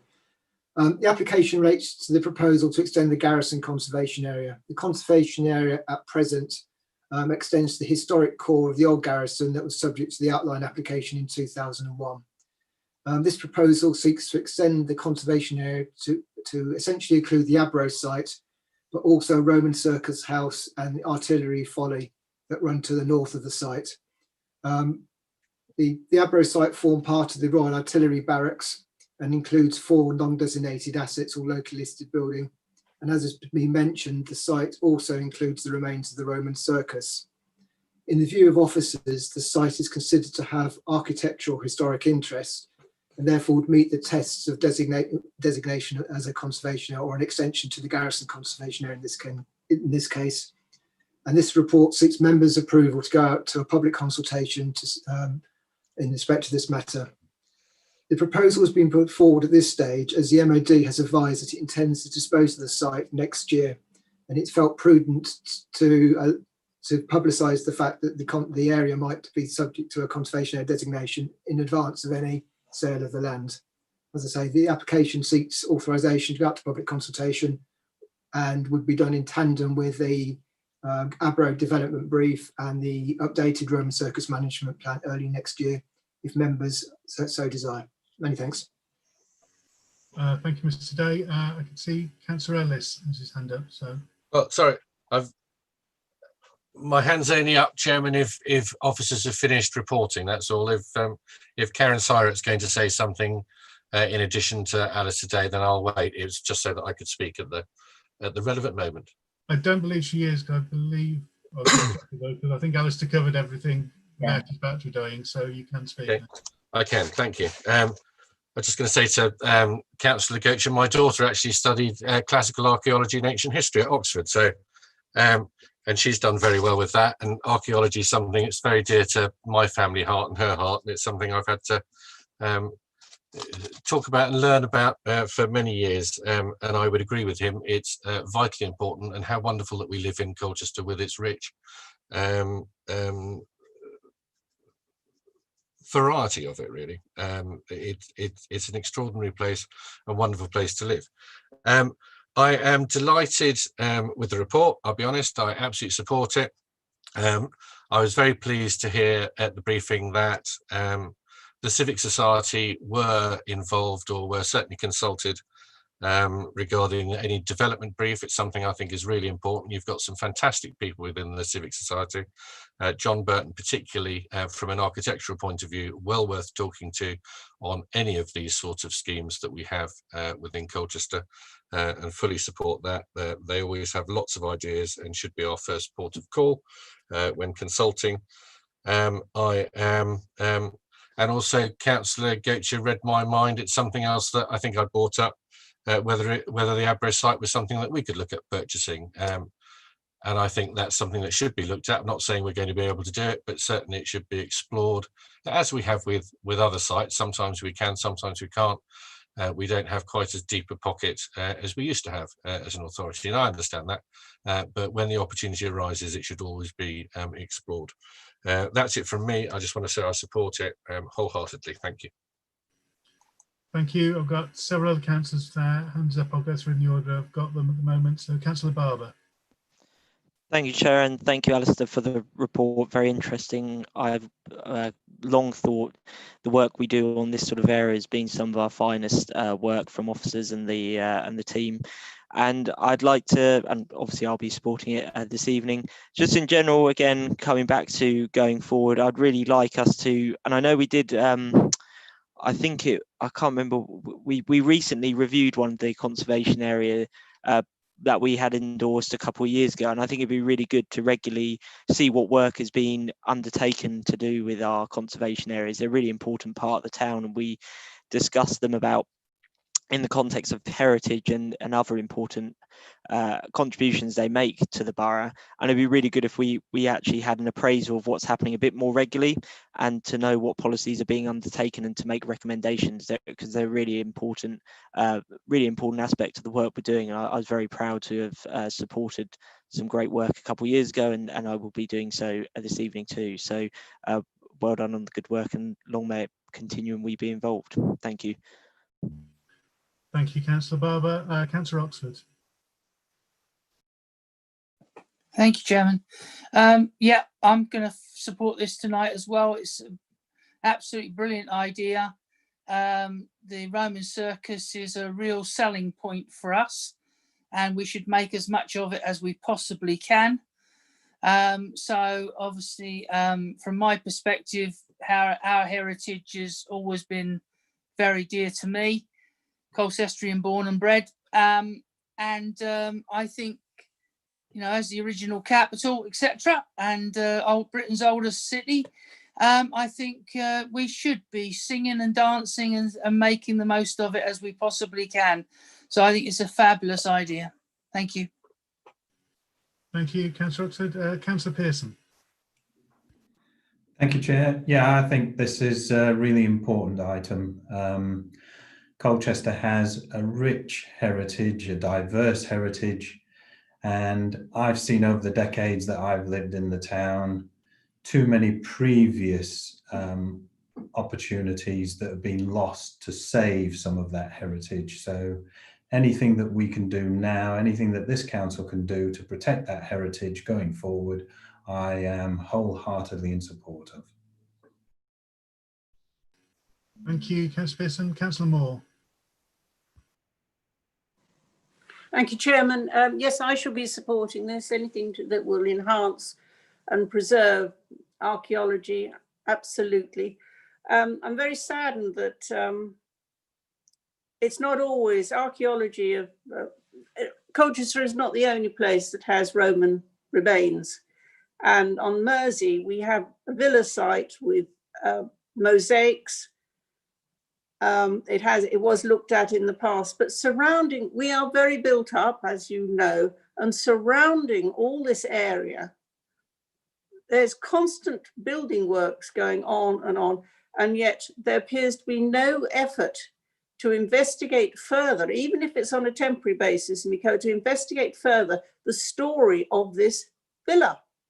I live 50 yards from what was a Roman wheel tomb, which over the years has been allowed to be demolished and destroyed and built over.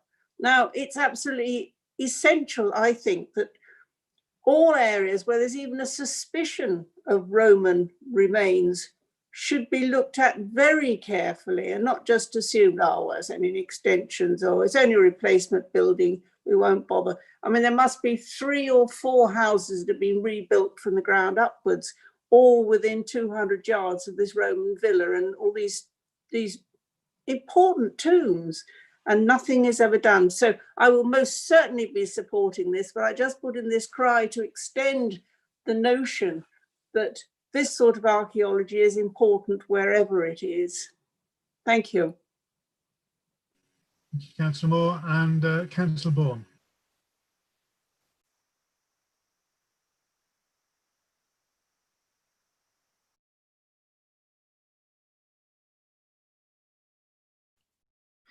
Thank you, Chair. I think it's a fantastic opportunity. I'm really glad to see this report coming before us tonight. It's forward thinking, and I thoroughly agree with all the previous speakers. I know this is probably not the place, but I'd just like to raise the committee's, the panel members' attention to, and I'm sure they already know this, a plea for planning committee members when they go to look at this later on, to ensure that the build out is coordinated. We don't know what's going to go on that site, but I suspect there'll be housing of some sort. And it's not a piecemeal build out like we had in the first parcels of land that we had that were ex-garrison land, that is far more coordinated. This is the last piece. It's pretty much landlocked. It is a massive site, but the most exciting thing is that when you look at the plans and you see the footprint of the Roman Circus, you see just how much is under that former Abro site that we can do. This is something we can do that sometimes we are very much criticised for. We'll be developing, protecting and exciting, and sometimes you get one of those or two of those. You don't often get three of those on a piece of land. So I think it's a fantastic opportunity. I'd like to thank all the officers and the portfolio holder for putting something together that we can all support, hopefully. Thank you, Chair. Thank you, Councillor Bourne. I to support all the comments made. I think this is a great proposal and hopefully go forward. I'll just ask Alistair Day and or Karen Syra, depending on iPad battery, who wishes to respond, if there are any points from there they wish to respond to, and then we'll move to a vote. I can just quickly touch on the various points. Purchasing the site's probably beyond my pay grade, but we can certainly take it back to the relevant managers and make them aware of the site coming forward early next year, and as to whether it is a site that they would be interested in. There is a requirement to review conservation areas within the borough from time to time, and we do need to do all of the conservation areas within the borough. Unfortunately, it's a resourcing matter, but we are slowly moving those forward. The comments made about archaeological evaluation are noted. This site will obviously be subject to archaeological evaluation, so prior to any application coming in, so we know what we're dealing with. And most planning applications now, which are in archaeologically sensitive sites, are subject to evaluation and watching briefs. So that is something that we do on a regular basis. I think I've captured the main points being raised. Thank you, Alistair. I don't see any other points being raised, so we'll propose that we move to the vote just to agree this one. This is to agree to consult for a period of 6 weeks on the extension to the conservation area to include Roman Circus House, the Abro site and the area of public open space to the south of the Abro site and the artillery folly. My understanding is that after that consultation, this will then come back to be approved, hopefully be approved by this committee. And I think timescale is that we may be able to do that by the April meeting if things go according to plan, but we'll see when that comes. So, Jan, if you could do the vote on that, please. Yes, we'll do. Councillor Barber. 4. Councillor Bourne. 4. Councillor Coleman. 4. Councillor Ellis. 4. Councillor Hayter. 4. Councillor Moore. 4. Councillor Oxford. 4. Councillor Pearson. 4. Councillor Barlow. 4. That's unanimous, Chair. Thank you very much. As I think the Tiptree item might well run on for a little bit because there are quite a few issues we need to discuss there. I'm going to suggest we take a break of about 10 minutes or so now and come back just before 5 to 8, if that's of agreement with the committee. Again, don't see any objections. So yeah, we'll start again just before 5 to 8.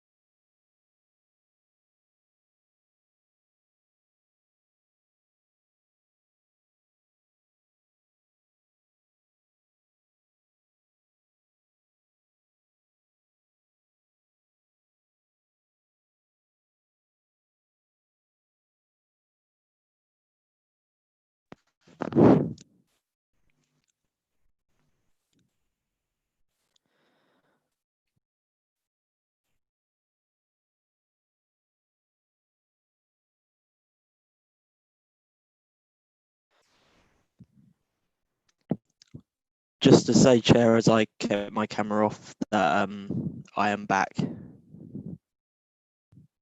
Okay, Lewis.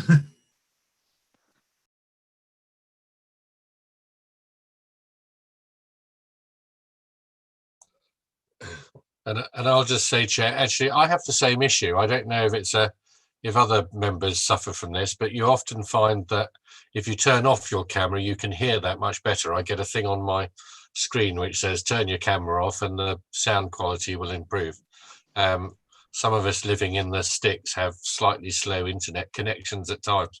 Ours is via it's wireless across it's from an antenna on a farm barn, so it comes and goes. So I've actually found myself signing out of, unfortunately, parish council meetings mid-meeting, mid-spiel often, because not because they knock me out because they're bored of what I have to say, although that wouldn't surprise me because my internet connection goes. But if I turn my screen off, I'm explaining that's why. Thank you. Yeah, it's much better with video. I was really struggling with it on. Yeah, don't worry. I've actually had that myself, even though right sort of next to wherever the Wi-Fi comes into the town. Yeah, we've sometimes had that here. So don't. Or maybe it's just I'm ugly and it breaks the internet. Well, I do that. Yeah, that's my excuse sometimes. But when you're chairing, you can't turn your camera off, really. Okay, are we ready to get going again? We don't. We had the have your say from Mr. Greenwood earlier on this item, which I just ask members to remember because it was specifically about this. I know Beth will probably cover some of the points in her report on that. But yes, anyway, so I'll hand over to Beth to present the report and then we'll take any questions and comments from the committee. Thank you, Chair. Good evening, committee. I'll just give it a moment for Richard's screen to share. There we go. The Tiptree Neighbourhood Plan has steadily progressed since area designation in 2014. The plan will provide the planning policy framework for Tiptree until 2033 and allocate sites for 625 dwellings. This will make an important contribution to the borough's housing supply. The plan was submitted to the Council in March 2020 and the second round of formal consultation, known as Regulation 16, was undertaken for a 7-week period over the summer. Following this Regulation 16 consultation, John Parmenter was appointed jointly by CBC and Tiptree Parish Council as an independent examiner to examine the plan against the basic conditions listed in the Town and Country Planning Act 1990. The examiner was selected through NPERS, which is the Neighbourhood Planning Independent Examiners Referral Service. This resource provides access to expert and impartial examiners and was designed by a number of leading professional bodies, including the Royal Town Planning Institute and the Planning Officers Society. The Tiptree Neighbourhood Plan was submitted to the examiner in August 2020. There was no engagement or correspondence regarding specific details of the Tiptree Neighbourhood Plan between the examiner and the Council or Tiptree Parish Council, which we had expected based on our experience with other neighbourhood plan examinations. In September, the examiner issued a draft report to the Council and Parish Council for fact-checking. This is when it became apparent that the neighbourhood plan would not be able to proceed to referendum. Following legal advice on how to proceed with the examination, CBC and the Parish Council provided an extensive response to the fact-checking report. This flagged up concerns that some of the conclusions did not appear to reflect or make reference to the evidence which underpins part of the plan.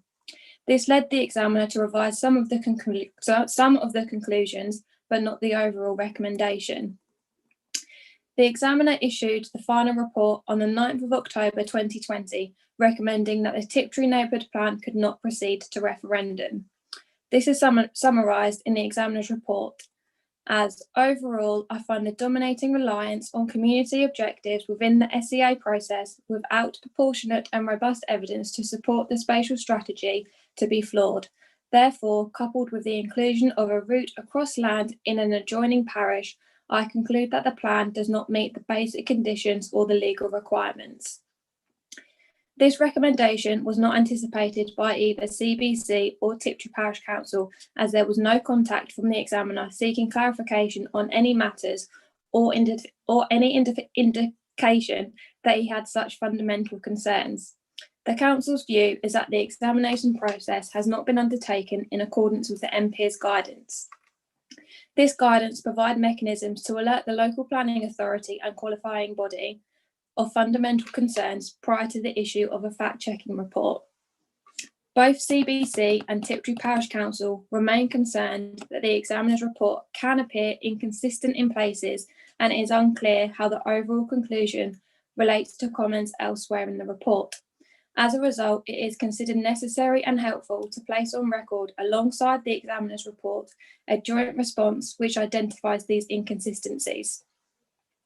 Local Plan Committee are asked to note the findings and overall recommendation of the Tiptree Neighbourhood Plan Examiner's report to not proceed to referendum. Committee are also asked to endorse the joint examination response and agree to publish this alongside the examiner's report and Regulation 18 decision statement. Yeah, thank you for that, Beth. And I think just to go back again on Mr. Greenwood's point from earlier, and these ones came up, we discussed before the meeting when we had the briefing on this. I think there is that sort of very strong level of disappointment, I think, in sort of the way the procedure. There are some questions about the objective parts of the plan, the neighbourhood plan that need to be looked at. But I think in terms of the way the examination was handled, especially in terms, I think, of the feedback and communication there's been between the examiner and the parish council and the borough council in terms of getting the results through. And as Mr. Greenwood said earlier, a rejection of the plan like that shouldn't be a surprise, and it clearly was in this case. There hadn't been those discussions going on before, and I think there are points that we need to sort of address on a general procedural basis, and we need to be taking up with sort of appropriate authorities and sort of bearing in mind for future neighbourhood plans and as they go through. Do any other members of the committee wish to have any comments or questions on this? Councillor Ellis. Thank you, Chairman.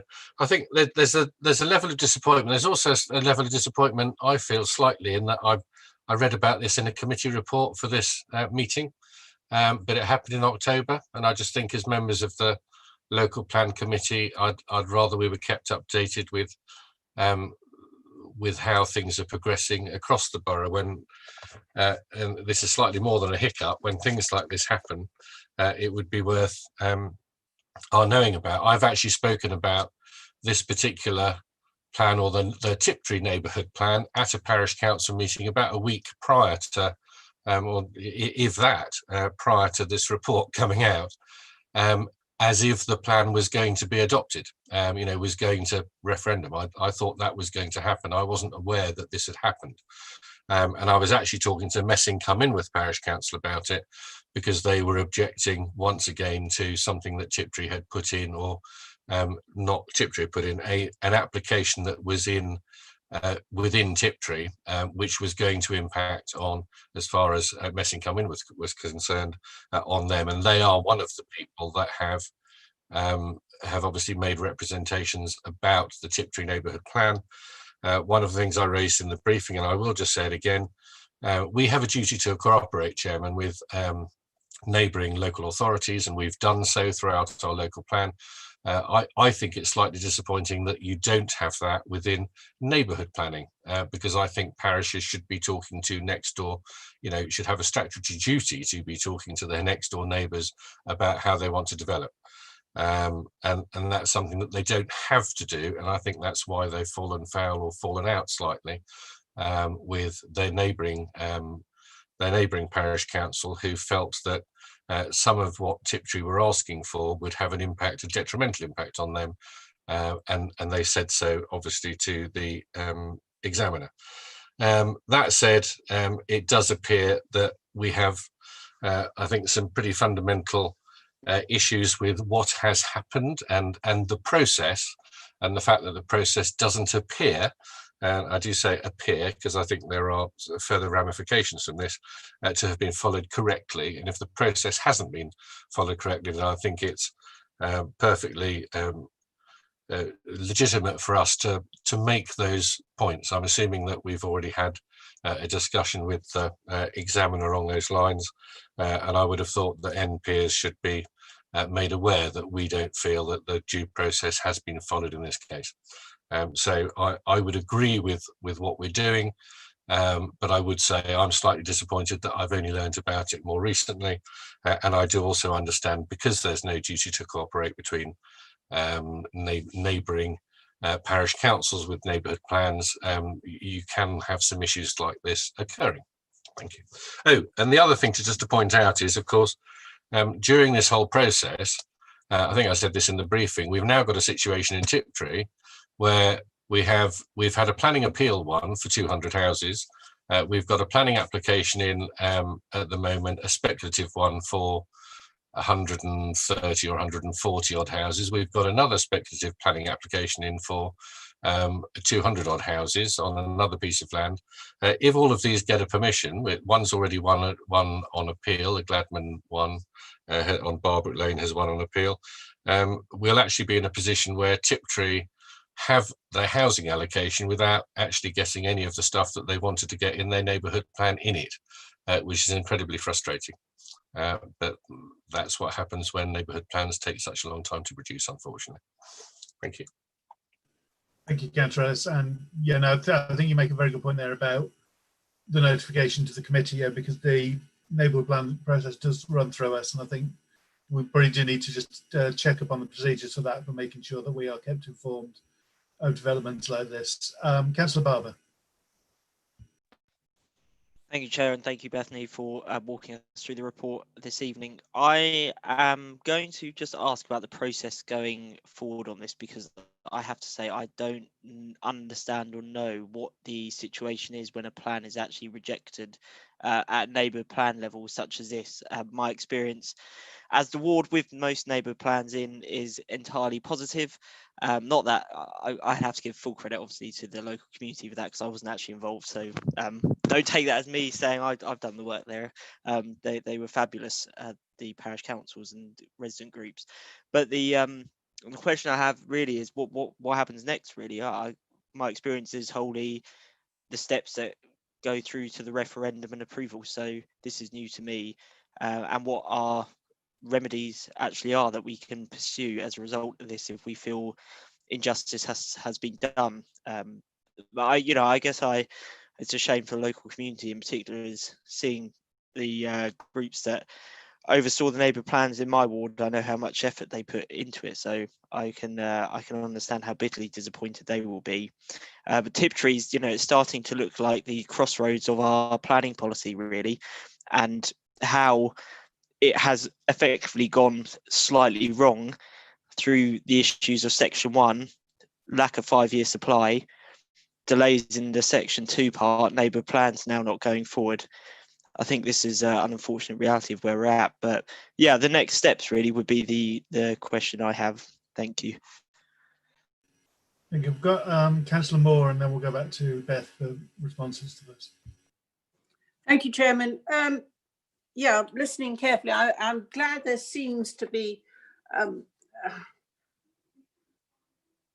a certain irritation from CBC that this hasn't been handled properly. The process has not been followed as one would expect from the regulations controlling these things. One question would be, can we take the behavior of the examiner to a higher authority? Because it's actually the knock-on effect of this is it affects an awful lot of people. It's not just, a temporary blip. A lot of people have done a lot of work on this, and I think it would be a mistake if it's seen that we go, oh, well, that's life, and pass on. And I think we ought to make a strong stand that something is not right. I would also like to know how easy or quick will it be to get it right? I mean, if we agree with what has been proposed tonight, it's suggested if we do X and Y, it's the best way of getting the neighbourhood plan passed. How easy and how long will it take to put right those things that this examiner seems to think that haven't been done right, even though we might think that he's not behaved as well as he might do. And I wondered if you could explain to me this business of the route across the neighbouring parish, which seems to have come up. Have we got time to follow that? But firstly, I mean, my overriding when I read the paperwork was somebody needs to complain about the way that this examiner has behaved, needs to complain very strongly without actually holding up the process or slowing things down. There must be an ombudsman or a higher authority somewhere when these things are not done properly. Thank you. Thank you, Councillor Moore. Just before I go to you, Beth, Councillor Bourne's raised her hand, so I'll go to her and then I believe that's no one else has put out the hand up. So, Councillor Bourne. Thank you, Chair. I think Councillor Moore makes some very good suggestions, actually, that we're in public session. There are things we can say about the independent examiner and things that we can't. But it is such a shame because regardless of intentions, everyone who works on a neighbourhood plan does so with the best intentions. I think there are some merits in Councillor Ellis's suggestion about working across. We have to work across boundaries as local authorities, and the boundaries shared from parish to parish are even closer and even smaller. And there are many services that are shared between parishes and routes. So there has to be something that we could at least, we can't insist, but we could adopt as good practice, that any future neighbourhood planning has to include your neighbours. Your neighbourhood is not just the people living in that area, it's actually everyone around it too. So yeah, I mean, we have to, I'm quite happy, well, I'm not happy at all, but I understand the recommendations to noting the findings and not proceed to referendum. I do think it's a crying shame that that a vast number of people have taken a long time to produce a Tiptree neighbourhood plan, and it won't go forward to referendum when we have had some real good successes across the borough. And I remember some really good full council meetings where everyone comes first of all to present the local plan, their neighbourhood plan, and it's been really well received. And you can see the pride that people have, those residents that have devoted many evenings in very drafty church halls normally, and village halls in order to get this done. And sometimes it's down to a very small group of people and other times it's opened up, but it does always reflect the views of that particular area. And I think it's a crying shame. So really we need to be mindful of the next neighbourhood plan that's probably already underway or those still to come, and maybe put a little bit of input there as a borough, maybe. Thank you, Councillor Bourne. Councillor Barbara, I see your hands up. Is that a quick question? It was more of a statement to reiterate really what Councillor Bourne and others have said, and to make sure that we drive this idea forward about the cross-boundary working on planning as well.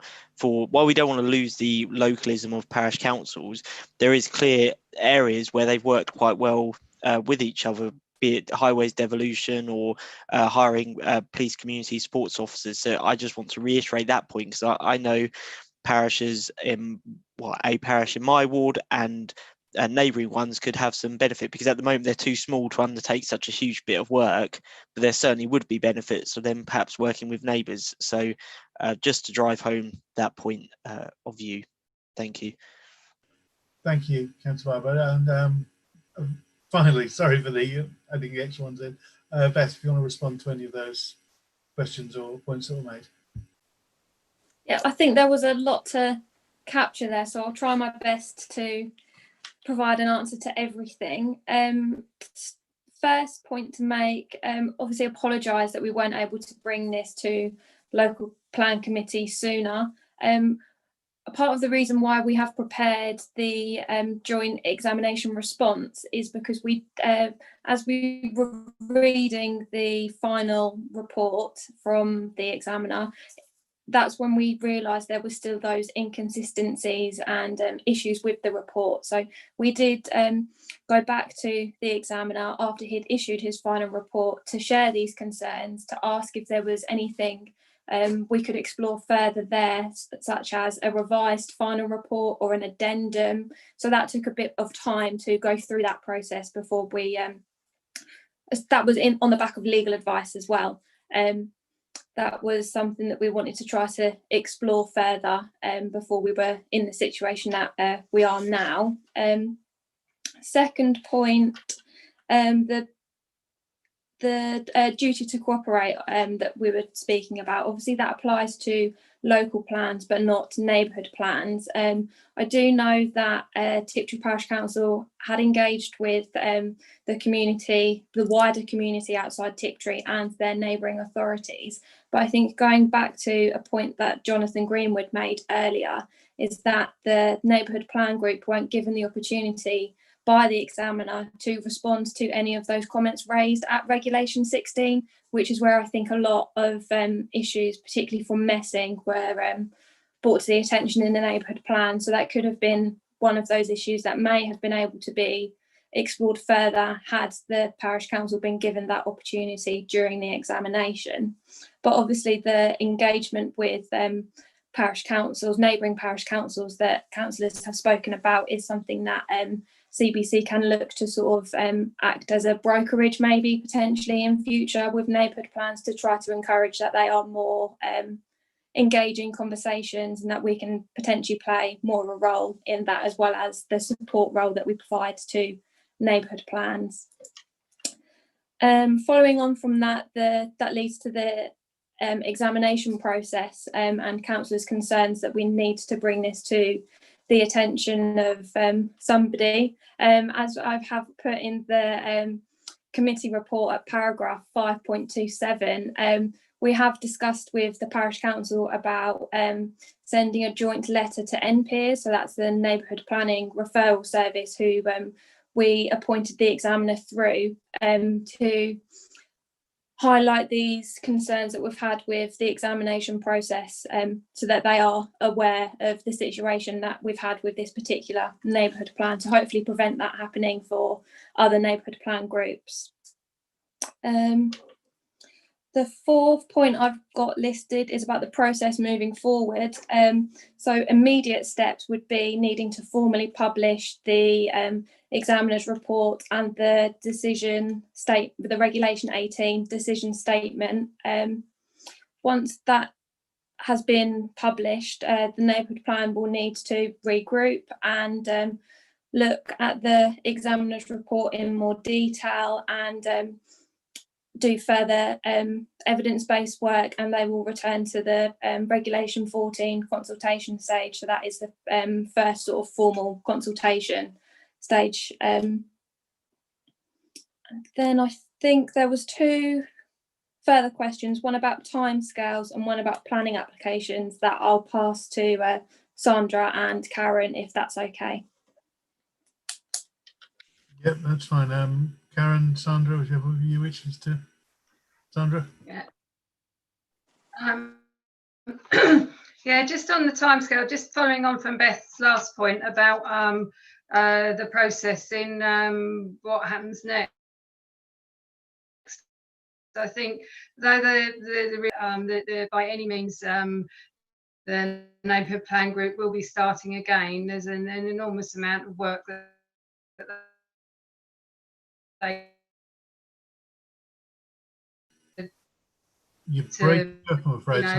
step back and look at. Sorry, breaking up. Breaking up. So I don't know if you want to. I live in a rural area. So try to Sorry. turn the camera off. That's fine, and then see if we can use your sound if you just want to turn the camera off, maybe. Or... Okay, is that better? Can you hear me now? Yes, you can. Yeah. Okay.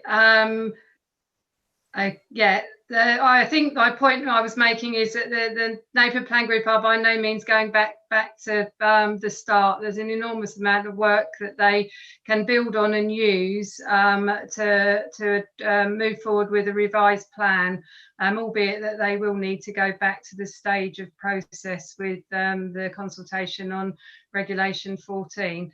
So that helps with the answer on timing. I think they need to regroup. It does depend on the neighbourhood plan group and how they're able to move forward to address the detailed concerns and produce their consultation plan.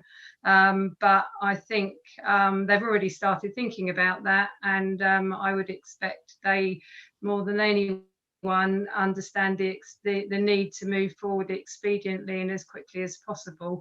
So I think we're looking at months rather than anything further than that, and also to get their next state, their revised plan out. And also there's the opportunity to look at through the local plan examination to recognise the position that we're now in with the neighbourhood plan, which, as we mentioned earlier, is hopefully coming along in the early part of next year.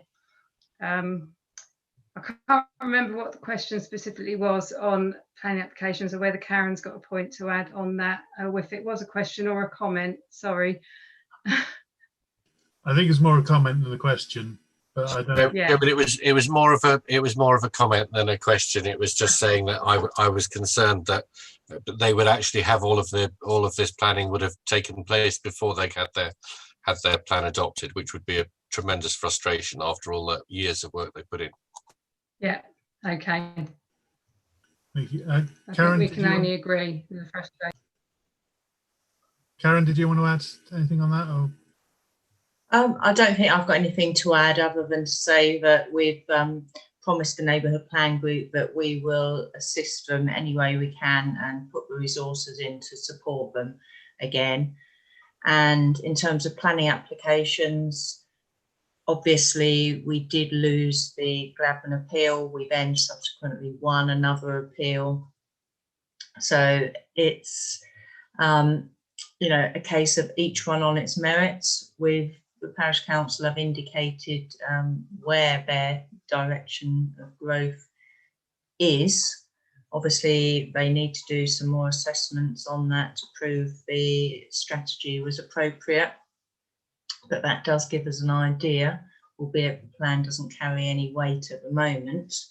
We can make modifications to our local plan, and we will continue to process planning applications accordingly and using the local plan and the MPPF for those purposes.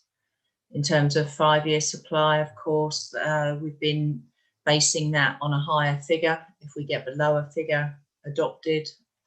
And I think even on receipt of the inspector's letter, we can now make a case for using 920 as a target, which increases our numbers in terms of 5-year supply. So that will help us in any appeal situations as well. Thank you, Karen. I think that's covered all the points that have been made, and those from Mr. Greenwood earlier. And I think, like I said, I would go along with a lot of the thrust of what's been said. I think there are lots of issues here we need to raise, and hopefully we can learn from this with future neighbourhood plans going forward, and hopefully Tiptree will be able to go back and get a successful neighbourhood plan through in the near future. And this won't be to the end of the process or fatal to it. So, but we do have. Let's find the recommendations here. Recommendations here, and we do have the joint statement as well to go forward from that. Just I think to indicate those issues we've had with it. So. If there aren't any other comments, I would propose we go forward. That's item actions 2.1 to note the findings and overall recommendation, 2.2 to endorse the joint examination response, and to agree to publish the Tiptree Neighbourhood Plan Joint Examination Response alongside the examiner's report and Regulation 18 decision statement. As we are publishing these, we do need to go for a proper vote on this one. So, Jan, if you could do the vote on this, please. Yes, of course. Councillor Barber. 4. Councillor Bourne. 4. Councillor Coleman. 4. Councillor Ellis. 4. Councillor Hayter. 4. Councillor Moore. 4. Councillor Oxford. 4. Councillor Pearson. 4. Councillor Barlow. 4. That's unanimous, Chair. Thank you. Thank you, Jan. Thank you, Beth, for presenting that one. And then final item for tonight is item 11, which is the authority monitoring report. I don't have any visiting speakers on this one, so you can go straight back to Beth again to present it. Thank you, Chair. The committee is asked to approve the authority monitoring report, referred to as the AMR, for the period April 2019 to March 2020, for publication on the Council's website as a record of its delivery in relation to local plan policies. There is no longer a requirement to submit an AMR, however, there are still statutory duties to monitor performance, and it makes sense for the Council to maintain a consistent statistical record. Compiling the AMR involves the assistance of a number of teams, including, for example, development management, economic development, housing strategy, neighbourhood services, and community services. So the report provides a good statistical profile of the borough as a whole. Key findings of this year's AMR include the total number of planning applications received this year of 1,594 is a slight decrease on last year's total of 1,659. However, when including all applications, such as discharge of condition and preliminary inquiries, the total for the year is 2,475. 1,124 dwellings were built between the 1st of April 2019 and the 31st of March 2020. This is slightly lower than last year's total of 1,065, but remains above the objectively assessed need target of 920 dwellings a year for Colchester. During the monitoring period, 202 new build affordable housing units were delivered. This consisted of 159 affordable rent and 43 shared ownership properties. No new build social rent properties were delivered in this monitoring period. This is the highest number of new build affordable housing units delivered in the last 4 years. 3 neighbourhood plans have been made during the monitoring period. These are for Wivenhoe, West Burgolt and Athos Green. Since the Council declared a climate emergency in July 2019, 4,486 trees have been planted and 10,000 trees have been given to the public as part of the Colchester Woodland Project. Following awarding of funding from DEFRA in April 2019 to deliver an air quality behaviour change project, community engagement has been undertaken for a 4-month period with a range of community groups, businesses and residents, and a no idling campaign has now been launched in the borough. Thank you. Thank you, Beth. Do you have any questions or comments from members of the committee? I'm not seeing anyone. I'm not seeing any hands up. So, Andrew.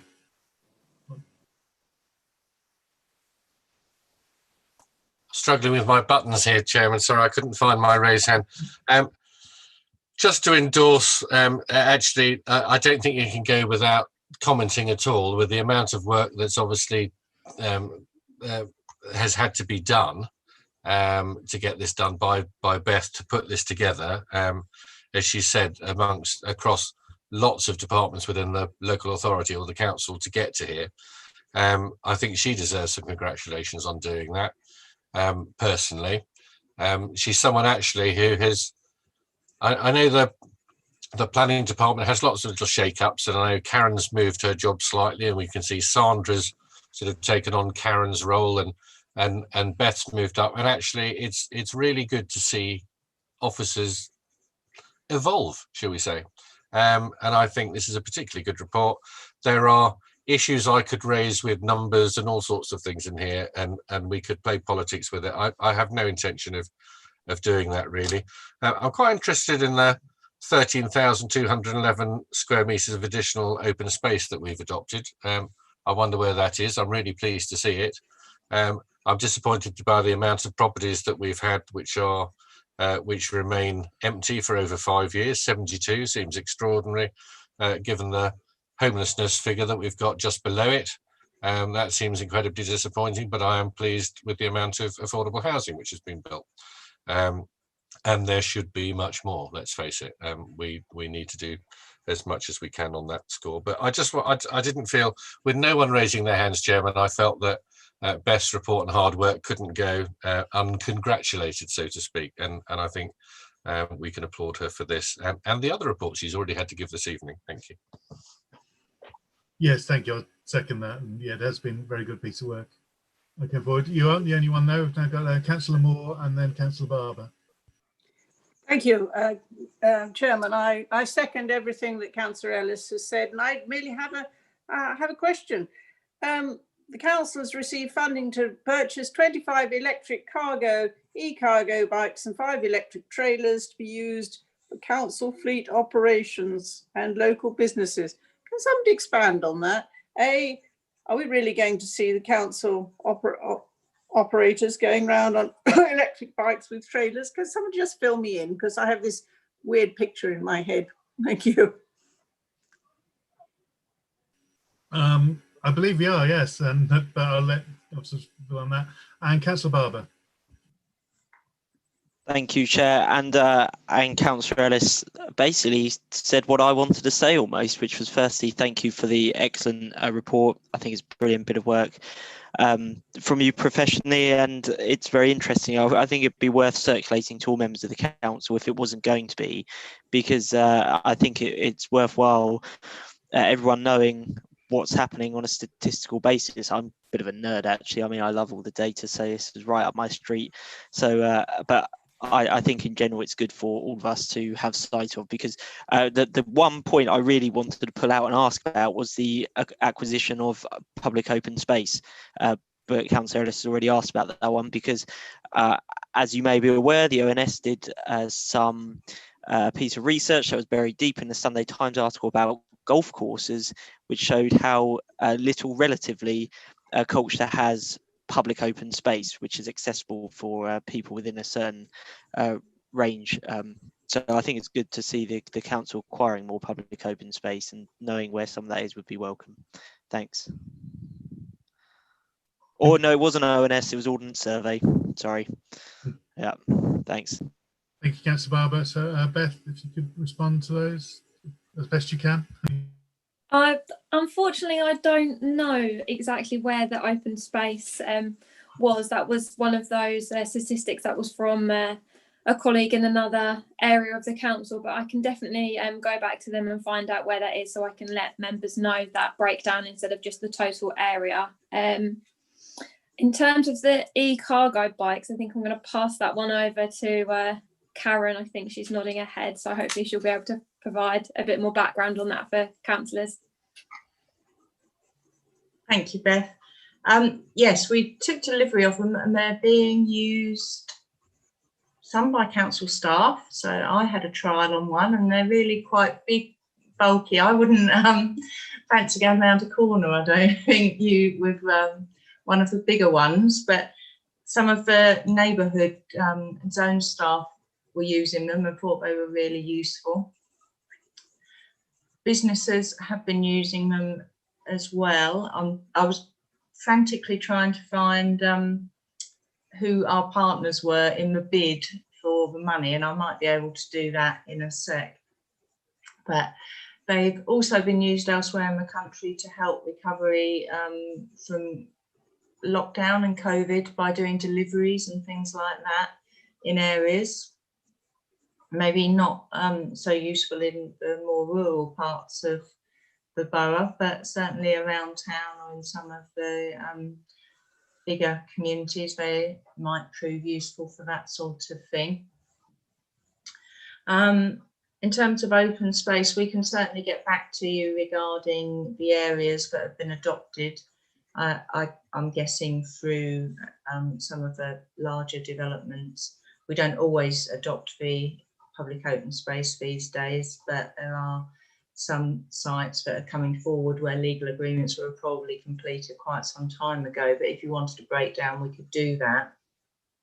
And we did look into the research that Councillor Barber talked about, which was published, I believe, in the Sunday Times, which is subscription only, so we could never actually see the article.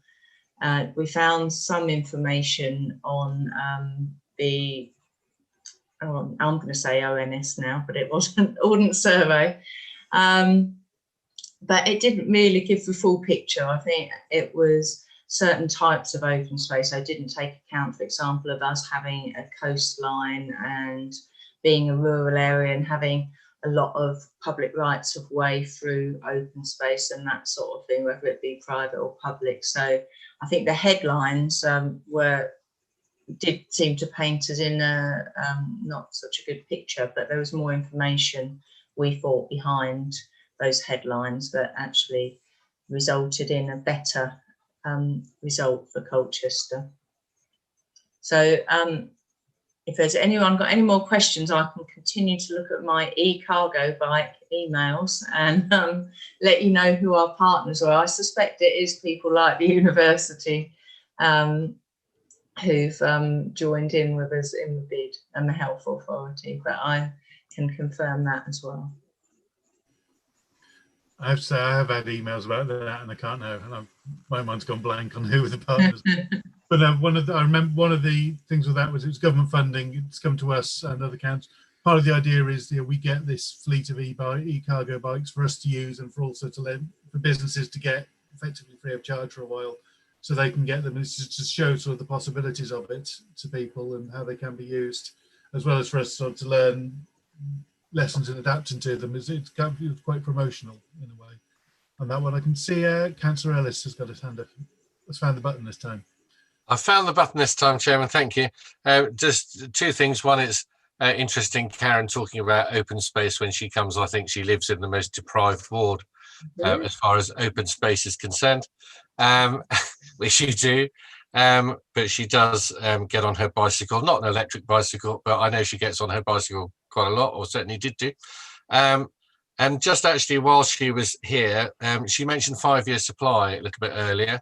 I wonder if we could have as a committee, I'm not asking her to put it out publicly at the minute, but an update as to where we stand as far as our numbers are concerned, given that if we look at the 920, what position does that put us in? I think it would just be useful for I'm sure the portfolio holder already knows, but it would be useful for the committee, I think, to understand where we are numbers wise.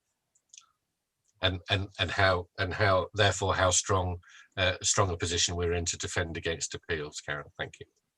Yeah, I can certainly do that, Andrew. It's as I've tried to explain to members before, it's a complicated process, this 5-year supply business, and I think that's reflected in the different appeal decisions that we've seen this year, because we produce the annual position statement in April, and then we're pretty much fixed with that, even though 5 days later we have the Gladman appeal decision, which added 200 dwellings onto the supply, and yet we're not allowed to include that until next April. It is a strange set of affairs, to say the least, but I will do a number of scenarios for you. How about that? Sorry, if I can just come back on that. Two things, Chair. One, thank you very much indeed for that. And two, is that not something that we ought to be talking to our MPs about? Because it seems a ridiculous situation if you can't include an appeal decision which adds, because it's not just 200, it could be 200, it could be 1,000, it could be 2,000. Who knows what the figure is? It's ridiculous that you can't then include that figure until the following April. That doesn't make any sense at all, and is something that we should be going back and talking to Jenrick or Robert Jenrick and his department about, and say they should be taking that into account. Completely unfair. Sorry, it just makes me annoyed that we can't. and we ought to try and do something about that as a borough. Maybe talk to other local authorities and say, can we tell the government how unfair that particular piece of policy is? Well, we did raise it with other Essex authorities a while back, and I don't think other Essex authorities have the build out that we do in terms of the demand for housing. So you've heard me say before, we don't have stalled sites in Colchester really, because I think we're thorough in ensuring deliverability when we're assessing applications, and the market demand is such that sites get built out. So what developers will argue is if you change the base date for adding units in, then you've then got to remove those that have lapsed in the same period of time, which, you know, they don't lapse in Colchester, or very rarely, because other authorities aren't in such a strong housing market. So we might not have as many supporters across Essex as we might think. Actually, following the inspector's report or letter, maybe we might have more support than we would have had. I think a couple of neighbouring authorities probably weren't that supportive because they found appeal decisions quite useful as far as their housing numbers were concerned, and might have said so privately, if not publicly. And therefore, I think that probably is something that we might get some more support for if we tried again. Anyway, I'll leave that with you, but I do think it sounds somewhat unfair to me. Councillor Bourne. Thank you, Chair. I was just going to comment, but then Councillor Ellis made that final contribution about other neighbouring constituencies might have a different view now. So I think it is worth speaking to other Essex authorities. I know that there aren't many, but there are some boroughs that are in a similar happy position that we're in, with a very strong housing market, that equally don't have any lapsed sites. And it might be worth partnering up with them. The Local Government Association ran something fairly recently on that. And it might be worth trying to find out who those local authorities are. But we are fairly unique in this area for having that problem, if you want to call it a problem. But it does seem unfair, because Councillor Ellis is right. It could be 2,000 units, and we can't, you know, we not being able to add that onto our housing numbers until the following April it doesn't seem right, because we want to be transparent, we want to be open and honest, and we can't actually put those figures on until April, yet we're still talking about exactly the same areas and the same numbers, but we can't actually have that number in print at that time, which does seem ludicrous to me. Yes, Karen. I've just found out about the e-cargo bikes. I can't even remember now who asked the question, but you'll be pleased to hear our partners are the Juicy Bar, East Suffolk and North Essex NHS Foundation Trust, Mill Wheels, which is the development at Cannock Mill, Colchester Bike Kitchen, Olive Branch, Repair, Reuse, Recycle, Fisher Jones Greenwood, Norwegian Bakers, Wivenhoe Town Council, Colchester Borough Homes, and then council teams include museums, Highwoods Country Park, the Castle Park, and zone wardens. Thank you very much for that on there. Councillor Barber. On this cargo bike issue, if we wanted to advertise and encourage people to take this up, how do we do this? I mean, is there a finite amount that's sort of been taken now, and if it's successful, maybe it'll be rolled out further, or I don't know, what's the process really, I guess? I think I'll ask someone who knows a bit more. Oh, sorry, I thought you were an expert now, Karen, you see. I will ask Emily Howard to get in touch with you. Oh, thank you. Perfect. Thank you very much. There were certainly quite a few on the ground floor of Rowan House at one time, but not so many last time I ventured in there. So. Okay, thank you. Okay, I think that's all the points. Just going back to one of the earlier points about sending the report to all councillors. Would note that our action required is to approve the report for publication on the council's website, and I would expect that when something like that gets published on the website, there would be a notification to all councillors that it has been published. So we just need to make sure that that happens this year, so all councillors will get a chance to have that. As I think we can, this one we can just go through on approval. I don't think we need to have a full formal vote. I haven't heard any objections or comments to that. Is that, anyone have any problems with accepting that and publishing it? I don't see any, so thank you very much. That is agreed, and we will go ahead and approve and publish the monitoring reports. And that means we've now concluded all the business for this meeting, and it's now closed. So thank you very much everyone for coming. It's been a good meeting. We've had a lot of long discussion, and Merry Christmas and a Happy New Year to you all. And a happy Christmas and a happy New Year to you as well, Chairman. Thank you very Happy much. Christmas. Happy Likewise. Thank you. Happy Christmas. And a Merry And a Christmas healthy New Year. Yeah, healthy is good. Cheers, Nick. All the best, everyone.